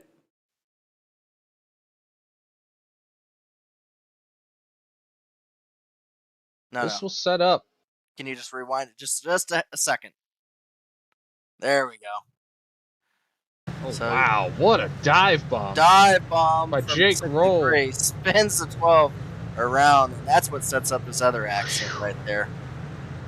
Yeah, so there's just a lot of contact being made. Net code there from the 12 to Brent Jones, like just a slight net code that popped Jones down to Tyler Dixon and turned Dixon back up to the 12. A whole ricochet effect to the inside wall, and drivers coming head on. They had to throw the yellow. The track was completely blocked. This sets up a green-white checkered attempt here. It does set up a green-white checkered. As, there's a lot going on the racetrack. We kind of figured this was going to happen, but man, it's still setting up. So, it looks like they're not going to call anything on Alex Van der Sant. Looks like he'll be able to still stay up in the lead. It was close. It was very close. If he had gone another foot there, Harrison, I think they would have called him for changing lanes before the start. But he figured it out last second what he did and jerked it back down there. But he's got to be careful. He tried jumping the restart. It definitely worked because he didn't have Matthew Weeks who was outside. But he has to stay down there for sure. Absolutely. I mean, we've seen it. We've seen it in our super late model series over the summer. We've seen a lot of drivers that forget that that there's a restart lane rule here, that you can't go above, or you can't change lanes before the start finish line. And he realized that basically right there. Yeah, so usually you'd be a lot lower down than that. Yes. If he was another foot, I think he would have been in the lane of the other driver, and they would have probably called him for that. That's Yeah. definitely close. Yeah, absolutely. I mean, if he and Weeks were side by side right there, they'd be just about almost making contact, basically about a paper's width that you need to just fit with between those trucks if they were side by side. So, he definitely realized it. I think And he's good. I think he's pretty good. safe. Definitely Yes. think he was okay, but man, he had another foot. I think he would have been called for it. So he's had such a wonderful night tonight. He's just got to make sure that he doesn't do that again. He doesn't want to risk it for sure. Caution lights will be off the pace car, so next time around we will have a green-white checker set up here. And look who's in fourth now. Scott Crump has now found himself in fourth position, trying to battle up there. I just want to note that Scott Crump and Matthew Weeks have a little bit of history. It dates back a couple years, but they've always bickered with each other and ran each other extremely hard. Very fair most of the times, but sometimes there has been some contact and then some bickering after, with maybe some more unnecessary contact after that. So we'll see how hard Scott Crump tries to race Matthew Weeks, but we got to see how Matthew Weeks restarts here. What he learned from that last restart, because like I said, Van de Sant went basically when the green flag came out. He waited to the last moment on the restart before last, and then this last restart he went completely early while they were still in the corner, made sure that he was able to get a good straight run off the corner, and then he gunned it. So we're going to see what he does this time. Will he go in the middle? Will he go late? Will he do the same thing that he did last time? Matthew Weeks is just, it's going to be really tough. He's got to guess it right. It's really guessing game here. Yeah, I feel like he used up a really good chance of getting the lead when he jumped it at the same time as Alex Van der Sant. That definitely put Alex Van der Sant on his guard on these restarts. I gotta say, this is the best internet connection I've seen Scott Crump have ever. He's not a blink out of him, and that's saying something.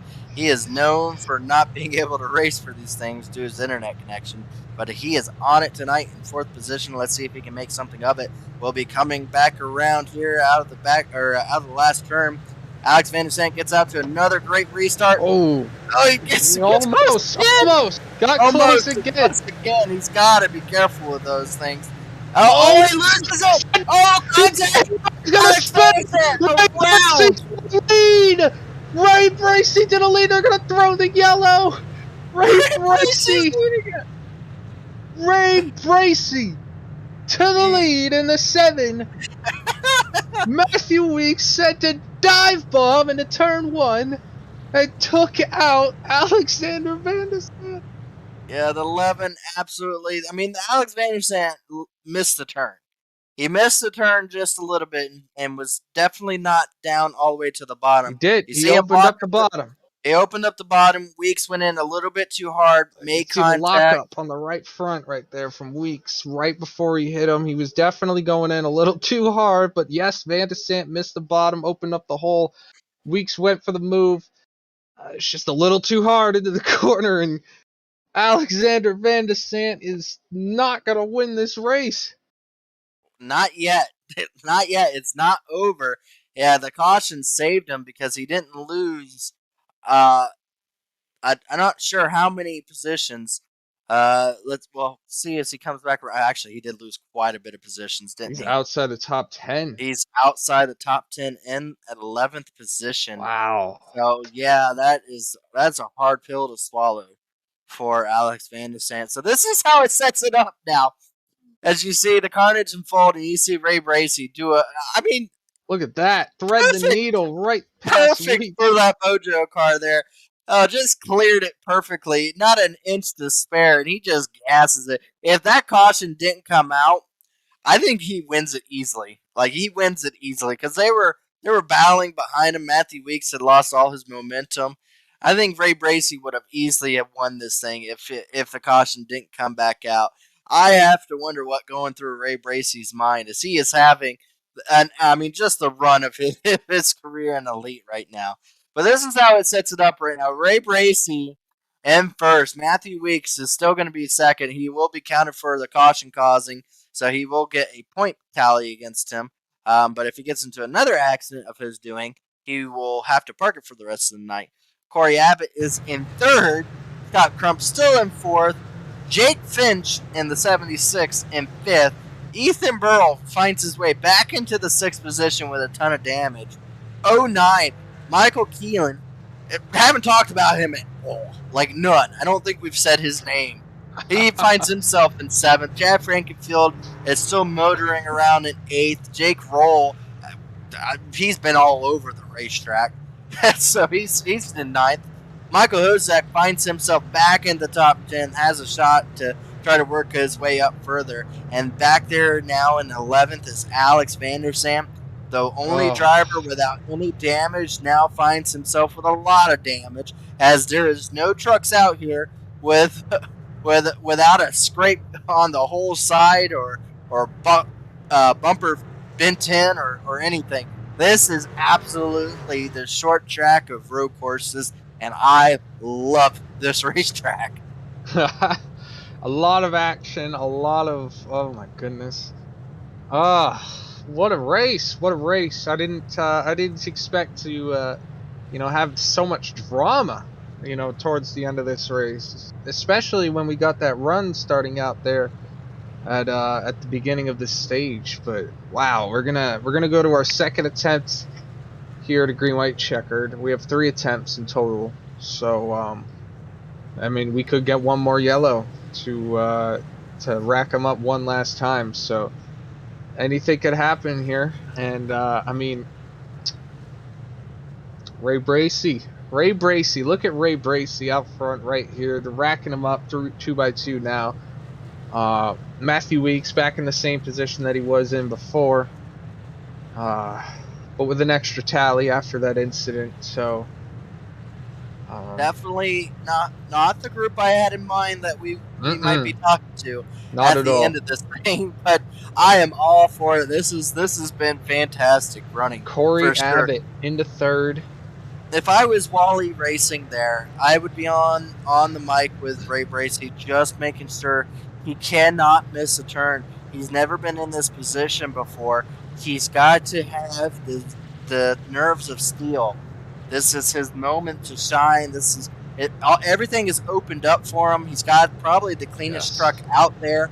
You've got to tell your driver, just do what's got you there and just run lap after lap in the position you need to.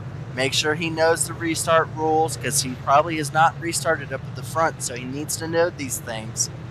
And he's not going to have much time, because we're going to have until the end of this straightaway here and around the turn to restart it again with another green-white checkered.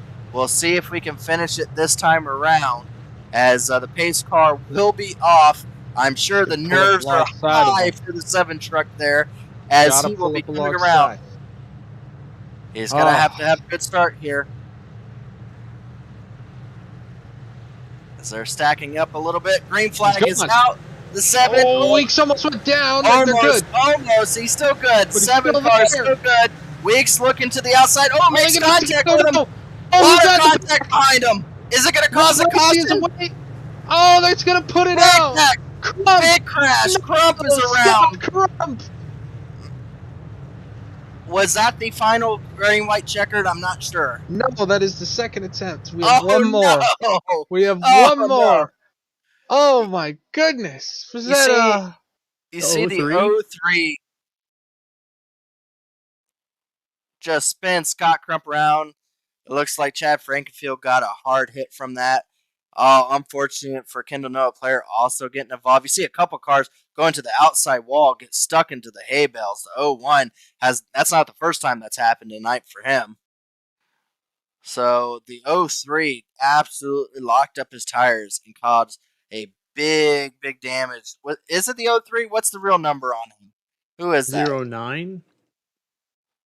Oh, Michael Keelan, the driver we haven't talked about, because he's got a number different on his car than what's on iRacing here. So it says 03. That's actually the 09 of Michael Keelan. locks up his tires, gets into it. You see Corey Abbott get into Matthew Weeks a little bit there too. Trying to overdrive the turn to stay in front of the 63. Oh my goodness.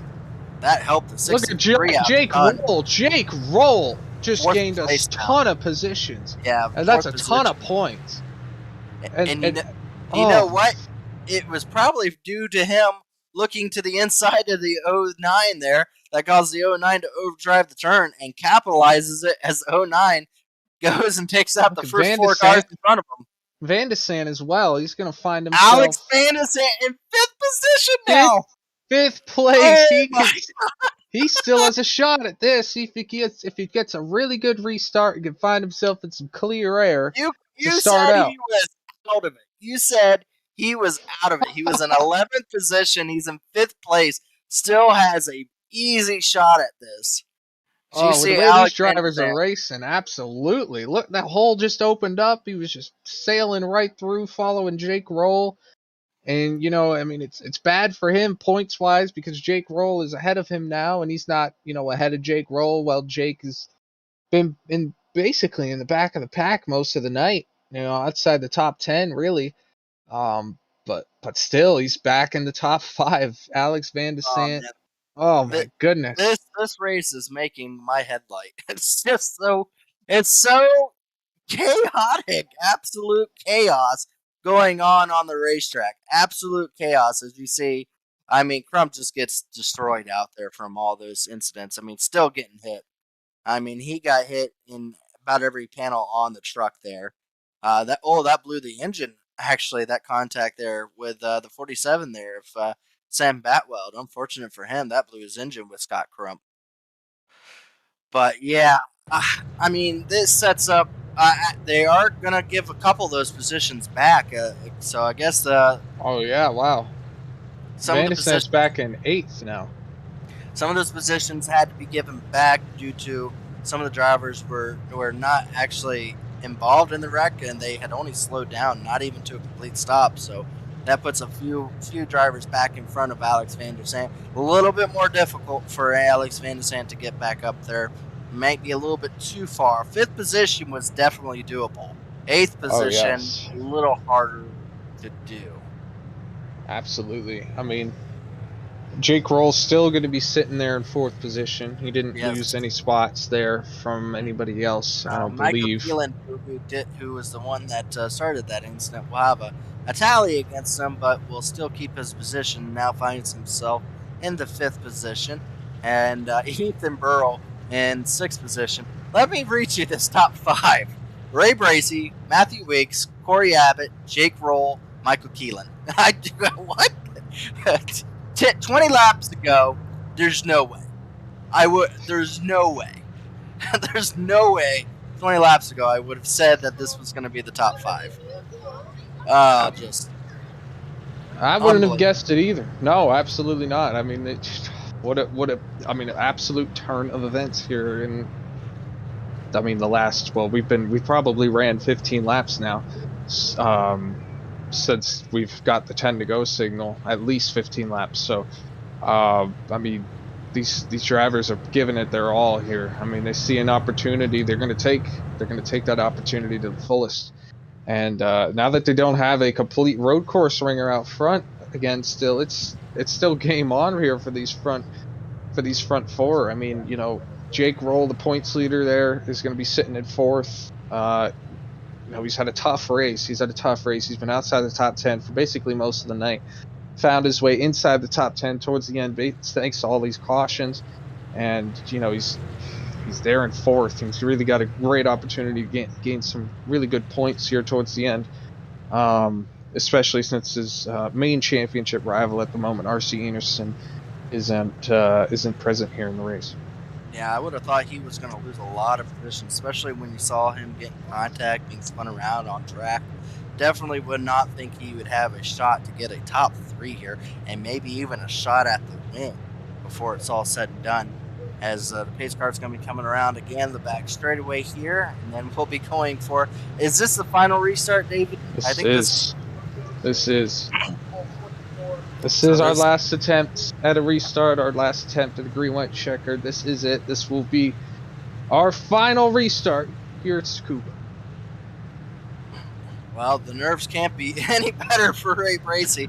He just wants this to finish one way or another, because this is probably hurting him, just this constant restarting. But here we go again. This will be the final restart. But if they like it or not, waiting on Ray Bracey, they're starting to stack up once again. The 7 car will be off. He's gone. He's gone. What and he has a really good restart. Matthew Weeks getting loose there. He's got to about a 5 truck length lead. A couple of those trucks really getting in there. Michael Hossack around. They're still going. Green. They're still green. Hopefully they keep it green because they're still straight. Can Ray Bracey hold on for 2 laps? It's Ray Bracey, and then right behind him is a big battle. Matthew Weeks finally gets back around for the 2nd position. We'll go up there for the battle for 2nd as that is starting to heat up. Matthew Weeks now gets himself clear. Look at how close he got. What a run through the S's. He already has a tally against him. He can't get another tally, so he knows he can't be too aggressive with the 7 truck, or he will be EOL to the back of the field, as here they come back around for the final time. As they go around the final turn, Matthew Weeks will have another shot at a dive bomb here going into turn 1. He might send it. Look at Ray Bracey. He's covering off the inside real fast. Covering off the inside. Ray Bracey coming out of the turn gets a really good jump there. Still has about a 2 truck length lead. This is the battle for the win. Final lap as here they come. Matthew Weeks is going to go really low. He's going to use it. It might be a little off track. Maybe he got a little penalty. I'm not sure. Side by side. Yeah. Oh, it gives the position back to him. Ray Bracey gets out to a little bit. Jake Roll now battling with Matthew Weeks. This is what Bracey needed. He needed someone else to battle Matthew Weeks. As here they come around this turn. The 7 up high gets a very good jump out of the outside turn. Now we'll have about a 2-3 truck length lead over Matthew Weeks. As here they come down the back straightaway. One more turn for Ray Bracey. As here they go, the final turn. Ray Bracey just needs to mix this perfect. Weeks got loose. He might spin. It's going to be all Ray Bracey. He's going to win it here in Japan. Wow. Look at that. Weeks is out of the top 3. He missed the podium. He got loose. He spun out. Ray Bracey, Corey Abbott, Jake Rollers, our final 3 finisher. Weeks in 4th. Alex Vandersand is able to come back for 5th place position, but Ray Bracey able to do the underdog here. Not even a driver most would have thought had a top 10 chance, but comes here today in Japan and does the unthinkable. He comes and he wins it in the Truck Series race. 3 wide finish there at the finish, and Corey Abbott. Wow, what a finish for Corey Abbott to be able to get the 2nd place, able to get that outside jump and come home in 2nd. Wow, just a fantastic run. Wow, let's do it. That's awesome. That's what we're here for in the Truck Series. I can't be more excited about that. And look at that kitty purr on the back. He comes home in 1st for Ray Bracey. Oh, that's what this Truck Series is about, taking these drivers that, not racing in any other series than Elite. This allows them to be able to shine, and shine he does. Ray Bracey in the 7 truck come home tonight's winner, where the racing gets good and the good gets racing for Wally Racing there. 1st place for Wally Racing in Japan. Let's go. Man, we're gonna talk to some drivers that we are gonna absolutely love to talk to, and they're gonna be able to. I think all 3 drivers, considering where they were running all race long, are all 3 of the top 3 drivers are going to be very, very happy about where they finished, because all of them are 20 laps ago. I don't know. I think Ray Bracey might have been the only one that was in the top 10. He was further back, like in 8th in position with 20 laps left to go. But they all just capitalized on missing the wrecks and didn't make mistakes, it looks like. They all just kind of did what they had to, and overall, can't say enough about Ray Bracey winning it. And Corey Abbott with that 2nd place finish. I mean, that was from 2nd to 4th was all separated by less than a 1/10 of a second. That's Talladega stuff there, but it was at a road course. Yeah, that was just melee, really. I mean, you expect that at short tracks, at super speedways, obviously, like you mentioned, but I mean, there was melee after restart after restart after restart, and it just opened up for Ray Bracey on the inside of turn number 1 after Van de Sant and Ethan Stanley got, or not Van de Sant, but Ethan Stanley and no, actually, yeah, Van de Sant. It was Van de Sant. He got hit by Weeks, and I'm gonna pull up some of these drivers. They're not in the waiting room, but I'm not gonna give them an opportunity. I want to talk. I want to talk to some people. I like that. I'm gonna pull them up in here. Hold on. I'm gonna pull them up into the waiting room so they know not to cuss, and then I'm gonna pull them up into the broadcasting room. Jake, roll. You got us? You with us? Yep, got you loud and clear. And it's Roel, by the way. Roll. Thank you. Well, we've been Roel. saying it wrong. Roel. Alrighty. Well, Jake, you came home in third place. I don't know if that's where you expected it, but with all the chaos, including you had some incidents and being turned around and all the other craziness going on this racetrack. I know last time we spoke to you, you said you were interested in seeing how you do at these road courses, and at this road course you're looking forward to. But overall, where you finished may not have been where you were running in 20 laps prior to that. What was the craziness all setting up for at the end of this that allowed you to get a top 3 finish? Yeah, it was just surviving those last like 5 or 6 restarts or whatever it was. When it felt like we were just kind of getting into the first couple corners and then the yellow would come out. I don't know. I guess guys were like over driving it into turn 1, and it was like gridlock, honestly. So it was just trying to make your way through it. Thought I had the right idea of starting in the pits to avoid all the chaos, but then it was just crazy. I had no idea that they were going to be throwing full course yellows, which I mean I'm not upset about that. Like I totally get why they do it. So it kind of ruined that idea, but yeah, it was not the prettiest thing. I thought I was going to have more time to practice this week for this place, which I didn't. So I had like 15 minutes when I jumped into the lobby, and it was whatever. This is exactly why these type of cars don't come to a track like this, but it is what it is, I guess. So a lot of heated drivers after that race, and it was pretty exciting, I'm sure, from my perspective as well as you guys up in the broadcast booth. Well, absolutely. We were losing our minds, me and Harrison, but overall, third place, good run for your point standings as well. Definitely going to lead out of here with R.C. Anderson not showing up. We're going to lead out of here with a big points lead on your name. Definitely what you needed to do for the rest of the season. Are you looking forward to now that you got a decent enough point lead where you don't really have to worry about points, and now you can just go out and try to you don't have that worry or concern in the back of your mind now that you got a pretty good size lead after all these crazy races, the dirt tracks and the short tracks, and now this road course out of the way. Go to some normal tracks here and just do what you got to do.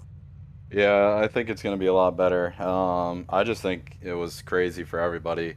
If it was a normal kind of a road course where NASCAR typically runs, where guys have more experience on it with braking points and things like that. I mean, heck, I even about looped myself and Scott Crump one time into turn 1. It was just pretty chaos. So now that we're kind of through this, and then Eldora last weekend, we'll just kind of put our head down and just keep racking the points up to hopefully have the championship lead once we go into the playoffs. So looking forward to that.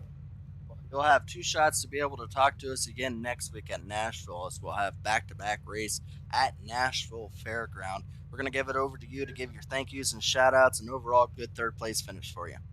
I appreciate it. I just got to shout out everybody at Eon Motorsports. My teammate Nathan Mon, it was only him and I in there tonight, so we try to represent as well as possible. Obviously, everybody that puts on this league, the admins, everything like that, you guys up in the broadcast booth. And then also, I just want to apologize to the 12 truck on one of those restarts. I absolutely destroyed him down into one of the hairpins. I don't know his name, but the 12 truck, whoever that is, if you guys can or whatever his name is. I do apologize to that. That was all on me. I was behind someone and tried passing them, missed my braking point, absolutely destroyed him. So that was 100% on me. I know I messaged him in the race, but just so if he washes his back or whatnot, just want it to be known that was all on me. So, and I'm sure I'll watch this back a little bit. And you guys do a great job as always. So appreciate it, guys. Absolutely. Thank you. Congratulations on your third place finish, and we'll hope to see you again. You'll have 2 shots at it next week, so definitely go back and watch it, as this is one of my favorite road course races to watch up to this date. So congratulations on third for surviving it all. Awesome. Appreciate it, guys. Have a good one. That was your third place finisher there, and overall points leader there. We're going to bring up Corey Abbott. Corey Abbott coming home second for Abbott Motorsports. And joining us now, Corey Abbott, our second place finisher. What a crazy finish coming out of that turn. You saw the 2 guys in front of you battling. You thought you were going to finish fourth, but with Matthew Weeks and Jake there in the 63 getting into each other, you jumped to the outside, and it was like a Talladega finish. You beat them by less than a tenth of a second and came home in second place, your absolute best finish on a road course and best finish at in the truck series this season. Is this just what you needed? Is this better than what you expected coming into tonight's race? Oh, absolutely. I didn't qualify that well, and it's a road course. I'm not usually that great at road courses. I figured I'd get maybe a top 10 at best. Yeah, I just got lucky that Roll and Weeks were side by side there. It just left the door. It was just perfect timing. Everything just went perfectly. Well, we saw it. You battled. You stayed on to the bottom. You didn't overdrive the turns. You did what you had to do. I mean, just saved it multiple times with the wrecks being right in front of you. And every time you just kind of just drifted down to the bottom, missed it all, and you found yourself racing for the lead there with Matthew Weeks and Ray Bracey. Overall, was there anything you could have done to try to battle with that, or were you just more concerned about making sure you weren't the next victim for the next restart? I don't know. I gave Bracey everything I had. I couldn't catch Weeks early in the race. I didn't think I was going to catch him before. I just threw everything I had at him and just hoped for the best. But I don't think I could have beat him. They were too fast. Well, Corey, you did a heck of a job there. Again, second place, nothing to be sad about there. After all the craziness, you beat a lot of guys that were coming in tonight that were guaranteed top 3 people, and to come home second is incredible to do here in the truck series with how the competition has been. But we want to give you your thank yous and your shout outs for you to do, as well as you know how hard it is to be able to get these top 3 finishes, to be able to do it. So we want to make sure you got plenty of time to be able to thank all those that allow this to happen for you.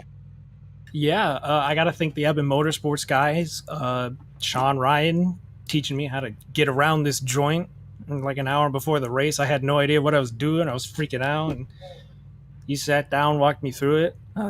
Leighton, just a great teammate. Andrew, Cole Micrit, Caleb Clifton hasn't raced with us yet this season, but we hope he will at some point. And all the sponsors that sponsor the trucks in this team. You know, if it's not for them, we don't have these trucks. So gotta thank those guys. Absolutely. Good job on the third place finish. Hopefully this helps you in the point standings and helps you gain a lot more of that those points that you need. 5 races in. Next week there'll be 2 races for you to have a shot to come talk to us in Nashville Fairgrounds. Hopefully we'll get to talk to you again, Corey. I hope so. Well, good job on the second place finish, and hopefully we'll get to talk to you again. Yep. Thanks, guys. That was Corey Abbott, our second place finisher that came home tonight. Let's bring in Ray Bracey, our winner, our underdog, our champion here in Japan. Ray Bracey already is celebrating what is going on over in Wally Racing and all the partying you're about to do. Dude, that was insane. I don't know, like, so much happened in front of me, and I just was able to keep it at the end. I am so jazzed up right now. Oh my God. I really needed this. This is so freaking awesome. Well, we were talking how exciting it was. We were keeping an eye on you all through the night on how good of a run. It wasn't a fluke because you were in the top 10, but the way the wrecks were happening, you just started working your way up further and further. And once you got that lead, you were not going to give it up to Matthew Weeks, taking the turns a little bit shorter to be able to make sure you didn't allow anyone to be able to get underneath you and get past you. Overall, what was going on? Was your team egging you on? Were they trying to let you know what the things to do or not to do? Because that's not a position you don't normally find yourself in. And boy, Oh, did no. you when you found yourself in that position, you came out smelling good like roses because it worked out perfectly. What was going on? Were your teams giving you any advice? They were definitely chatting. I kind of zoned out a lot of it. Excuse me. Um, I was just so nervous. I just wanted to make sure. Like I was realistically prepared to just finish in the top five at that point. Uh, Weeks, Crump, Abbott, Jake. They had all battled really hard earlier in the race. Pretty sure all of them passed me at some point too, and they're all lined up behind me. So I was just like, okay, if I'll battle as hard as I can, and then go from there. But then I was thinking about it. I was able to hold off, a couple of them for a lot of laps, and it's like, okay, just 2 laps, and then all these cautions just kept pumping my heart up more and more. I'm just so stressed out. I am sweating. Like my shirt is wet. I'm glad I don't have the webcam on right now. I didn't stream today, unfortunately. But yeah, it was everything. Like all my teammates were. I mean, they were definitely cheering me on, but everything's kind of a blank until I crossed the line, and I just let it all out. I was just screaming. It's such a awesome feeling, man. This is I I love like racing in these leagues, man, especially this elite league. Like to be able to come home with the first place there, like At a there's real course of so all many places. amazing racers here. Like At a real course. Did you think it was going to be at a real course you get your first victory for elite? well, I was if I was going to win, I figured it'd be a like Daytona or Talladega or something. But this track, I love this track actually, so I might have had an advantage. I've run this track so many times on Formula V, like so I knew every turn. Like I know how every turn felt. So that gave me a little, a little bit of an advantage. But like you still have amazing racers like Van der Sant and Chad and like everybody in this. Uh, I'm sorry, I'm just this is just Absolutely. so No. great. You're definitely gonna want to rewatch it because, like I was pointing and saying that there's a point where he's got to start getting nervous with all these restarts. This is definitely something you're gonna want to rewatch, and I know how your team likes to make little snippets and everything. I'm just glad that you actually have a snippet now of the race where it's not you like flipping through the air or going upside down or anything like that. You actually have a highlight reel that is actually positive because you always come in with some of the best paint jobs in here with your Bojo one. Probably your most infamous one is this yellow and green one that you have with the kitty on the back. But overall, I just gotta say, just congratulations. This is what the Truck Series is about, to be able to shine light on people that are new to Elite and that maybe don't get the light shined on them enough. And definitely excited to see you in victory lane here. We want to let you do your shout outs as you were already pretty decent in points. This is going to help you a lot. So we want to let you do your shout outs. You know how difficult it is to get into these top three positions. And I'm sure there's a lot of people to have to thank for this. Yeah. I want to start off. Um, uh, I You know don't this have to is just list sim names. racing, but no, I do, I do. It's more just I know this is sim racing, and it means a lot to me. I want to dedicate it to my mom and my sister who both passed away this year. Um, I really missed them a lot, and to be able to kind of have a really happy moment like this, just while they're gone, is very heartbreaking. But they mean a lot to me, and it's been a rough year, and this has definitely been one of the best things that happened this year for me, for sure. Definitely a big shout out to Wally on my team. Zach Evans, Sam, Alex, Mike, the whole gang. Don't forget Wally, of course. Like all those guys, just we've been battling together. Just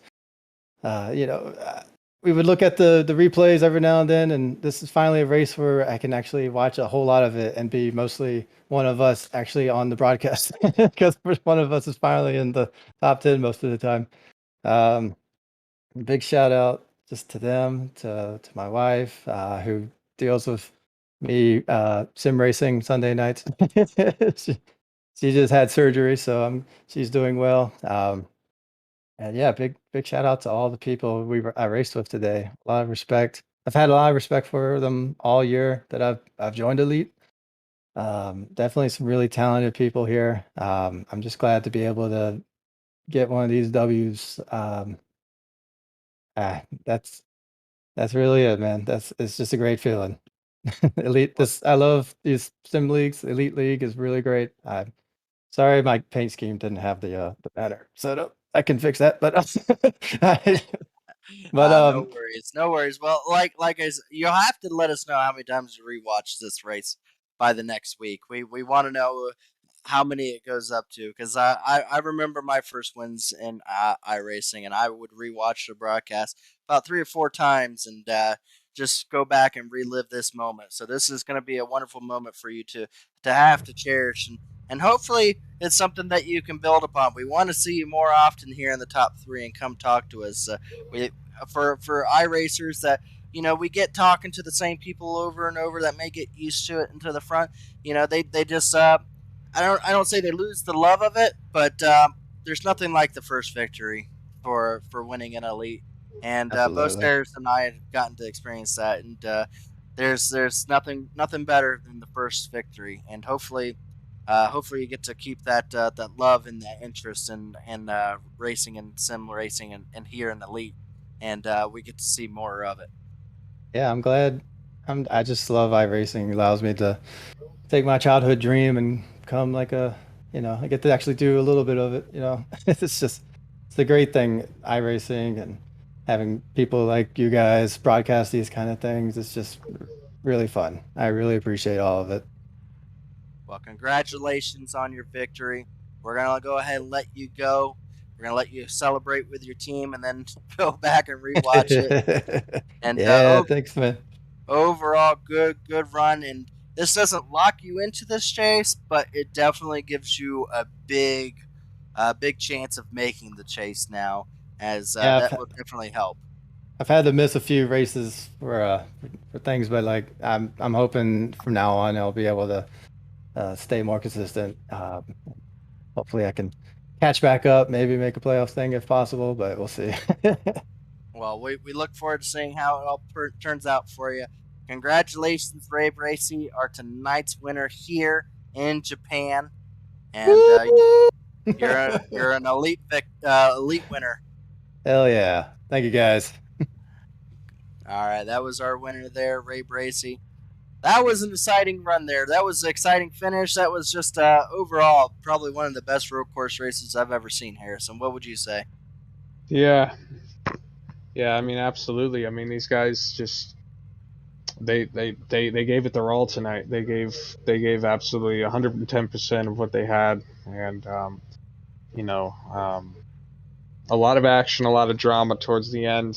A real unexpected top 3 when we had that green flag run going there in that second stage, and to find Alexander Van de Sant, the guy who dominated the entire race, only end up 5th. I know we only say only ended up 5th. Like, that's a great position to finish in, but he led so many laps, dominated. He was so quick, and it's got to be heartbreaking for him. But for Ray Brixi, for all those guys at Wally Racing, that's an unbelievable victory. That's incredible. It's not like he it's not like he was, back in the pack the entire race. I mean, he was up front. He was in the top 10, top 5 the entire race. So he definitely earned that victory. He was definitely very fast, and it was definitely something to watch. It was absolutely incredible. Well, I enjoyed this. I got to thank Harrison for joining me here tonight. David Huckleberry bringing these wonderful views here in Japan. He's going to take the helicopter back all the way over for next week, where we're going to be going to Nashville, where we're going to have 2 races for that at the Nashville Fairground. So we got that for next Sunday. Hopefully you tune in and watch us as we produce these great finishes week to week always, and just unexpected victors sometimes. And tonight was no different. This was exactly what you look for in an elite truck race, and we hope to see some more of it, and hopefully that you'll join us again. This is Gerald Campbell from Japan with David Huckleberry, Harrison Town. Have a wonderful night.